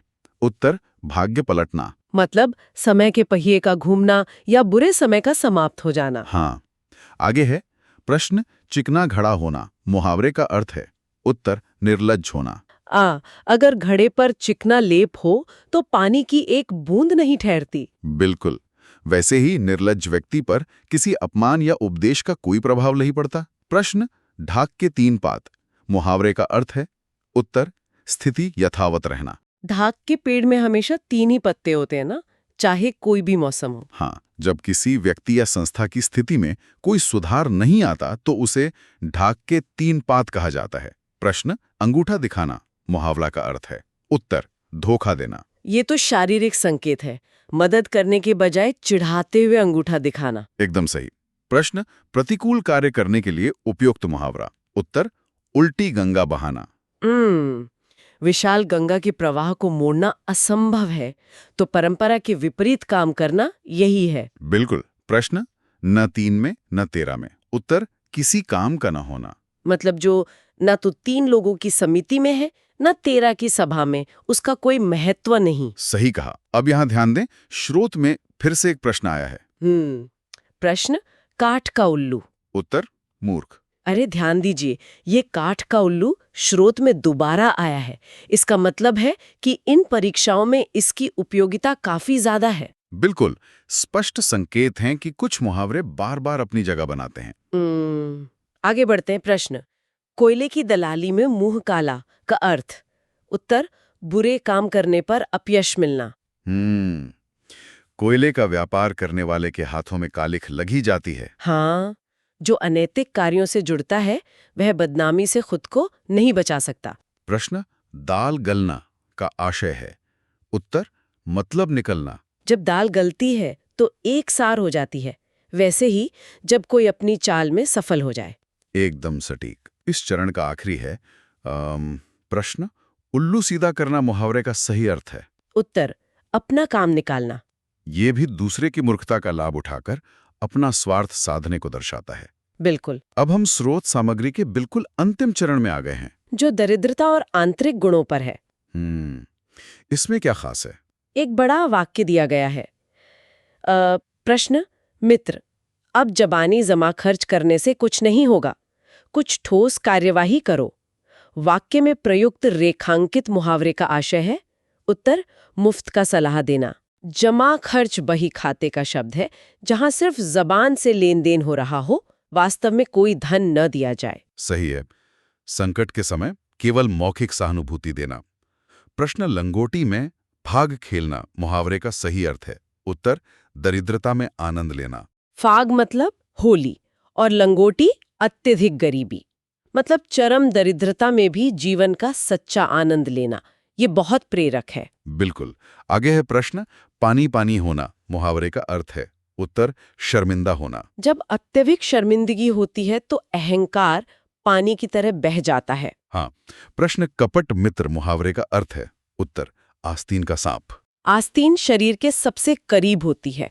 अगर सांप वही छुपकर डस ले तो बचना नामुमकिन है। एकदम सही। जो मित्र बनकर करीब आते हैं और धोखा देते हैं। यहाँ स्रोत में फिर से एक दोहराव है। प्रश्न, एक पंथ दो काज का अर्थ है। उत्तर, एक साथ 2 लाभ होना। ये दूसरी बार आया है। हाँ, और इसके तुरंत बाद एक और दोहराव है। प्रश्न, गाल बजाना मुहावरे का अर्थ है। उत्तर, डींग हाँकना। मतलब ये मुहावरे भी परीक्षा के नजरिए से बहुत महत्वपूर्ण है। बिल्कुल। और अब हम इस संपूर्ण सूची के बिल्कुल अंतिम बिंदु पर हैं। प्रश्न, गरीब के घर में गुण वाले का उत्पन्न होना के लिए उपयुक्त विकल्प होगा। उत्तर, गुदड़ी का लाल। गुदड़ी फटे पुराने कपड़ों का बिछौना होता है जो गरीबी का प्रतीक है। हाँ, और लाल बहुमूल्य रत्न है। जब अत्यंत अभावों के बीच कोई प्रतिभाशाली व्यक्ति जन्म लेता है तो उसे गुदड़ी का लाल कहा जाता है। पंक्ति है, 12 बरस लौ कूकर जिए, 23 लौ GSR। ये पंक्ति है और इसका उत्तर है जगनिक की। ये पंक्ति योद्धाओं के जीवन की तीव्रता को बहुत ही स्पष्टता से दर्शाती है। मतलब ये उस काल की मानसिकता का एक सीधा चित्र है जहां युद्ध भूमि में प्राण न्यौछावर कर देना सबसे बड़ा गौरव माना जाता था। हाँ, एकदम सही। 12 और 13 वर्ष के प्रतीकात्मक जीवन काल में पूरी वीरता को समेट दिया गया है। अब स्रोत की अगली पंक्ति पर आते हैं। पंक्ति है, वीर गाथा काल को चारण काल का नाम दिया। उत्तर है जॉर्ज अब्राहम ग्रियर्सन ने। ये नामकरण बहुत कुछ स्पष्ट कर देता है। चारण वे लोग थे जो रणभूमि तक जाते थे, उनका काम अपनी ओजपूर्ण वाणी से सैनिकों में ऊर्जा भरना होता था। बिल्कुल। और साहित्य में केवल युद्ध का ही स्वर नहीं था। हमारी अगली पंक्ति इसी ओर इशारा करती है। पंक्ति है, रस गंगाधर कृति है। उत्तर है पंडित राज जगन्नाथ की। जहां एक तरफ युद्ध की बातें हो रही थीं, वहीं रस और सौंदर्य शास्त्र का ऐसा सूक्ष्म विश्लेषण होना भारतीय साहित्य की विविधता को दिखाता है। हाँ, और महाकाव्यों की परंपरा तो और भी पुरानी है। स्रोत के अनुसार अगली पंक्ति है, महाभारत के रचनाकार हैं। उत्तर है वेदव्यास। वेदव्यास जी का ये महाकाव्य जीवन, धर्म और संघर्ष का सबसे बड़ा आख्यान है। एकदम सच है। व्याकरण और आभूषणों को परिभाषित करने का सिलसिला भी चलता रहा। पंक्ति है, काव्यालंकार रचना है। उत्तर है भामह की। हाँ, कविता को सुंदर कैसे बनाया जाए, ये भामह का मुख्य विषय था। ये दरबारी और शास्त्रीय साहित्य का एक महत्वपूर्ण हिस्सा है। लेकिन इसके ठीक विपरीत एक अलग धारा भी थी। स्रोत की अगली पंक्ति है, सरहापा का संबंध है। उत्तर है सिद्ध साहित्य से। बिल्कुल, सिद्ध साहित्य की दुनिया बिल्कुल अलग थी। ये कर्मकांडों से दूर एक आंतरिक खोज और साधना का रास्ता था। हाँ, और भाषा के स्तर पर भी ये जुड़ाव बहुत गहरा था। हमारी अगली पंक्ति है, गाथा सप्तशती रिक्त स्थान भाषा की रचना है। उत्तर है प्राकृत। ये बहुत ही महत्वपूर्ण बिंदु है। प्राकृत आम जनमानस की भाषा थी। गाथा सप्तशती का प्राकृत में होना ये साबित करता है कि महान साहित्य केवल विशिष्ट भाषाओं का मोहताज नहीं होता। ये भाषा का वो रूप है जो साहित्य के इतिहास में लोक परंपराओं के अमूल्य योगदान को स्पष्ट रूप से दर्शाता है। एकदम सटीक विश्लेषण है। अब हम भक्ति काल की तरफ बढ़ते हैं। स्रोत में अगली पंक्ति है, गोस्वामी तुलसीदास का निधन वाराणसी के रिक्त स्थान पर हुआ। उत्तर है 80 घाट। 80 घाट केवल एक स्थान नहीं है, ये साहित्य के एक युग पुरुष की भौतिक यात्रा का एक बड़ा ऐतिहासिक अंत था। बिल्कुल, और इस युग के संतों का दस्तावेजीकरण भी हुआ। पंक्ति है, भक्तमाल के रचनाकार हैं। उत्तर है नाभादास। हाँ, ये भक्तों का एक प्रकार का एनसाइक्लोपीडिया ही था। और इसी दौर में सूफी संत भी सक्रिय थे। पंक्ति है, सूफी संतों की शैली है। उत्तर है मसनवी। मसनवी शैली का ये प्रवेश एक बहुत ही खूबसूरत सांस्कृतिक संगम का प्रतीक है। सूफी संतों ने ईश्वरीय प्रेम को लौकिक प्रेम कहानी के आवरण में प्रस्तुत किया। हाँ, और इस भक्ति काल में भाषाओं की मिठास भी थी। पंक्ति है, सूर सागर रचना है।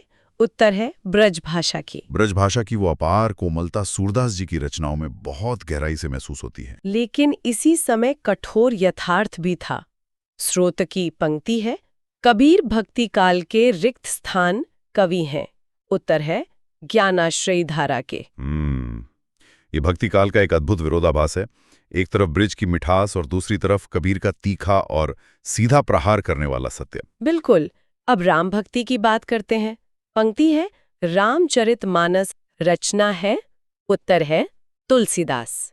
अवधी भाषा का ये वो महाकाव्य है जिसने पूरे भारतीय जनमानस को गहराई से प्रभावित किया। हाँ, और इस वैचारिक परंपरा की शुरुआत को देखने के लिए अगली पंक्ति है, कबीर के गुरु का नाम था। उत्तर है रामानंद। रामानंद जी भक्ति को दक्षिण से उत्तर लाए थे, और ये बहुत बड़ी बात है कि उनके ही शिष्य कबीर ने एक पूरी तरह से विद्रोही राह चुनी। तुलसीदास जी की बात करें तो उनका दायरा बहुत विस्तृत था। पंक्ति है, तुलसी रचित सबसे छोटा ग्रंथ है। उत्तर है रामलला नहछु। ये तुलसीदास जी के लोक परंपरा से जुड़े होने का एक सुंदर प्रमाण है। और भाषाओं पर उनकी पकड़ भी बेजोड़ थी। पंक्ति है, तुलसी ने विनय पत्रिका तथा कवितावली की रचना की। उत्तर है ब्रज भाषा में। देखिए, ये एक बहुत ही बड़ा विचारणीय बिंदु है। तुलसीदास द्वारा अवधी में रामचरितमानस और ब्रजभाषा में विनय पत्रिका तथा कवितावली दोनों में रचनाएं करना उनकी साहित्यिक व्यापकता और भाषाई अधिकार को सिद्ध करता है। एग्जैक्टली। अब हम रीतिकाल की ओर बढ़ते हैं। पंक्ति है, रीतिकाल में वीर रस के कवि हैं। उत्तर है भूषण। जहां हर तरफ केवल कोमलता के गीत थे, वहां भूषण का वीर रस एक बहुत बड़ा और सशक्त विद्रोह था। बिल्कुल, क्योंकि पूरे युग का मिजाज कुछ और ही था। पंक्ति है, रीतिकाल को श्रृंगार काल कहा है। उत्तर है विश्वनाथ प्रसाद मिश्र ने। हाँ, यह नाम उस दौर की दरबारी और विलासितापूर्ण संस्कृति को बहुत अच्छी तरह स्पष्ट करता है। आधुनिक काल में आते आते ये तस्वीर और बदल गई। पंक्ति है, गिड़िया भीतर गिड़िया के रचनाकार हैं? उत्तर है मैत्रेयी पुष्पा। महिलाओं का लेखन अब मनोवैज्ञानिक सच्चाइयों को सामने ला रहा था। और स्वाधीनता संग्राम के दौर की पंक्ति है, वीरों का कैसा हो वसंत कविता लिखी है? उत्तर है सुभद्रा कुमारी चौहान। ये एक बहुत ही दिलचस्प तुलना है। एक तरफ रीतिकाल को श्रृंगार काल कहा जा रहा है और दूसरी तरफ सुभद्रा कुमारी चौहान जैसी कवयित्रियों ने वीरों के वसंत पर इतनी ओजपूर्ण रचनाएं की हैं। ये बदलाव बहुत ही महत्वपूर्ण है। हाँ, ये राष्ट्रीय चेतना का एक मजबूत रूप था। अब छायावाद की ओर चलते हैं। पंक्ति है, हिंदी साहित्य में आधुनिक मीरा कहा जाता है। उत्तर है महादेवी वर्मा। उनका दर्द और विरह उन्हें सचमुच आधुनिक युग की मीरा बनाता है। इसी विरह को दर्शाती अगली पंक्ति है, विरह काव्य है। उत्तर है आंसू। जयशंकर प्रसाद का आंसू मानवीय दुख का एक सार्वभौमिक अनुभव है। बिल्कुल, प्रकृति का भी सुंदर चित्रण हुआ। पंक्ति है, प्रकृति के सुकुमार कवि कहा जाता है। उत्तर है सुमित्रानंदन पंत को। हाँ, हिमालय और प्रकृति के उनके रहस्यमयी रूप सच में सुकुमार हैं। चतुर्वेदी की कविता है। उत्तर है कैदी और कोकिला। जेल की कालकोठरी में लिखी गई ये कविता राष्ट्रीय संघर्ष की उम्मीद को समेटे हुए है। एकदम सही, और इसी संघर्ष का एक दार्शनिक रूप भी है। पंक्ति है, कुरुक्षेत्र रचना के लेखक हैं। उत्तर है रामधारी सिंह दिनकर। यह युद्ध और शांति के बीच का एक बेहद आधुनिक विमर्श है। महादेवी वर्मा जी के सम्मान की बात करें तो अगली पंक्ति है, यामा रचना है। उत्तर है महादेवी वर्मा की। बिल्कुल। और इसी से जुड़ी अगली पंक्ति है, महादेवी वर्मा को उनकी रचना रिक्त स्थान पर ज्ञानपीठ पुरस्कार मिला। उत्तर है यामा। ये अवलोकन बहुत स्पष्ट है कि यामा के लिए ज्ञानपीठ पुरस्कार मिलना उनकी आधुनिक मीरा की उपाधि को और भी सार्थक बनाता है। ये उनकी साहित्यिक करुणा की सबसे बड़ी जीत है। एकदम सटीक बात कही। अब भाषा के विकास क्रम को देखते हैं। पंक्ति है, चंद्रधर शर्मा गुलेरी ने पुरानी हिंदी नाम दिया है। उत्तर है अपभ्रंश को। भाषाएं धीरे धीरे निखरकर ही नया रूप लेती हैं, ये उसका एक बड़ा प्रमाण है। हाँ, और आधुनिक भाषा में नए प्रतीक भी आए। पंक्ति है, ब्रह्म राक्षस कृति है। उत्तर है मुक्तिबोध की। ये एक बहुत बड़ी मनोवैज्ञानिक छलांग थी, जहां अधूरे ज्ञान और समाज से कटे हुए बुद्धिजीवी को प्रतीक बनाया गया। बिल्कुल। अब आधुनिक काल के महाकाव्यों की बारी है। पंक्ति है, खड़ी बोली का प्रथम महाकाव्य है। उत्तर है प्रिय प्रवास। ये इस बात का प्रमाण है कि खड़ी बोली भी गंभीर रचनाओं का भार उठा सकती है। हाँ, और इसके बाद तो झड़ी लग गई। पंक्ति है, कामायनी महाकाव्य के रचयिता। उत्तर है जयशंकर प्रसाद। मनु और श्रद्धा के माध्यम से मानव मन का बहुत ही बेजोड़ चित्र इसमें मिलता है। एक और बड़ा महाकाव्य है। पंक्ति है, उर्वशी महाकाव्य रचना है। उत्तर है रामधारी सिंह दिनकर। आध्यात्मिक और शारीरिक प्रेम के द्वंद्व को इसने एक नई ऊंचाई दी। जयशंकर प्रसाद जी की विकास यात्रा भी स्रोत में दी गई है। पंक्ति है, प्रकाशन वर्ष के अनुसार जयशंकर प्रसाद की रचनाओं का सही क्रम है। उत्तर है प्रेम पथिक, आंसू, लहर, कामायनी। ये क्रम एक कवि के मानसिक और कलात्मक परिपक्व होने का पूरा ब्लूप्रिंट हमारे सामने रख देता है। बिल्कुल। अब हम गद्य विधाओं की तरफ मुड़ते हैं। स्रोत की पंक्ति है, कफन कहानी के लेखक हैं। उत्तर है प्रेमचंद। ये यथार्थवाद का वो चरम है जहां भूख इंसान की संवेदनाओं को मार देती है। हाँ, लेकिन इस गद्य की नींव पहले ही रखी जा चुकी थी। पंक्ति है, 100 अजान एक सुजान के रचनाकार का नाम है। उत्तर है बालकृष्ण भट्ट। समाज को जागरूक करने में उनका बहुत बड़ा योगदान रहा है। महानगरीय जीवन की जटिलताएं भी गद्य में आई। पंक्ति है, सूरज का 7वां घोड़ा, गुनाहों का देवता रचनाएं हैं। उत्तर है धर्मवीर भारती की।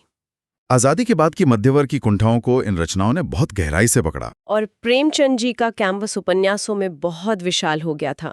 पंक्ति है, गोदान उपन्यास है। उत्तर है प्रेमचंद का। ये देखना बहुत अहम है कि प्रेमचंद का सफर कफन जैसी छोटी और तीखी कहानी से लेकर गोदान जैसे विशाल महाकाव्यात्मक उपन्यास तक बहुत वैविध्यपूर्ण है। होरी का संघर्ष पूरे भारतीय समाज का दस्तावेज बन गया। एकदम सही। जीवनी परक उपन्यासों का भी जिक्र है। पंक्ति है, अमृतलाल नागर के जीवनी परक उपन्यास मानस का हंस में रिक्त स्थान जीवन का चित्रण किया गया है। उत्तर है तुलसीदास के। इसमें तुलसीदास जी को देवता नहीं बल्कि एक इंसान के रूप में उनके अंतर्द्वंद्वों के साथ प्रस्तुत किया गया है। बिल्कुल। प्रकृति और मनुष्य के संबंधों पर एक और पंक्ति है, सुंदर है विहंग सुमन सुंदर, मानव तुम सबसे सुंदरतम। उक्त पंक्ति है, उत्तर है सुमित्रानंदन पंत की। ये मानवतावाद का सबसे सुंदर उदाहरण है, जहां मानव चेतना को सबसे ऊपर रखा गया है। मौखिक अभिव्यक्ति की भी अपनी जगह है। पंक्ति है, इस विधा में मौखिक अभिव्यक्ति के विकास की सर्वाधिक गुंजाइश है। उत्तर है एकांकी। संवादों के कारण एकांकी में एक अलग ही जीवंतता होती है। हाँ, और हास्य के समाज का सच भी बहुत मजबूती से सामने आया। पंक्ति है, जूठन आत्मकथा के लेखक है। उत्तर है ओम प्रकाश वाल्मीकि। ये दलित विमर्श का वो प्रहार है जो समाज की क्रूर परतों को उधेड़ कर रख देता है। पत्रिकाओं की भूमिका को लेकर अगली पंक्ति है, तद्भव पत्रिका के संपादक का नाम है। उत्तर है अखिलेश। पत्रिकाओं ने ही समकालीन साहित्य को एक बड़ा मंच दिया है। व्यंग्य विधा पर भी स्रोत में जानकारी है। पंक्ति है, हिंदी के प्रमुख हास्य व्यंग्यकार। उत्तर है हरिशंकर परसाई। परसाई जी का व्यंग्य समाज और पाखंड के फोड़े पर सीधा नस्तर है। एकदम सटीक। मनोवैज्ञानिक निबंधों पर भी बात की गई है। पंक्ति है, क्रोध निबंध है। उत्तर है आचार्य रामचंद्र शुक्ल का। गद्य किस तरह से मानव मनोविज्ञान की गहरी चीर-फाड़ कर सकता है, ये उसका एक बड़ा प्रमाण है। और हमारी स्रोत सामग्री की अंतिम पंक्ति है, हिंदी में घुमक्कड़ शास्त्र के प्रवर्तक हैं। उत्तर है राहुल सांकृत्यायन। यात्रा को महज शौक की जगह एक पूरा दर्शन बना देना बहुत ही प्रभावशाली विचार है। असली ज्ञान बंद कमरों में नहीं मिलता। बिल्कुल। तो हमने देखा कि हमारी आज की ये गहन चर्चा पूरी तरह से उपलब्ध स्रोत की हर एक पंक्ति पर क्रमानुसार आधारित रही। स्रोत की पहली पंक्ति से लेकर अंतिम पंक्ति तक हर जानकारी को उसी क्रम में सामने रखा गया है जिस क्रम में वह दी गई थी। हाँ, और ये निष्कर्ष निकालना बहुत स्वाभाविक है कि प्राकृत भाषा की गाथा सप्तशती से लेकर राहुल सांकृत्यायन की घुमक्कड़ शास्त्र तक का ये लंबा सफर हिंदी साहित्य के विशाल परिदृश्य को बहुत खूबसूरती से दर्शाता है। अंत में इस पूरी सामग्री के आधार पर यह विचार उभरकर सामने आता है कि साहित्य में गाथा से लेकर घुमक्कड़ शास्त्र तक की विधाएं मौजूद हैं।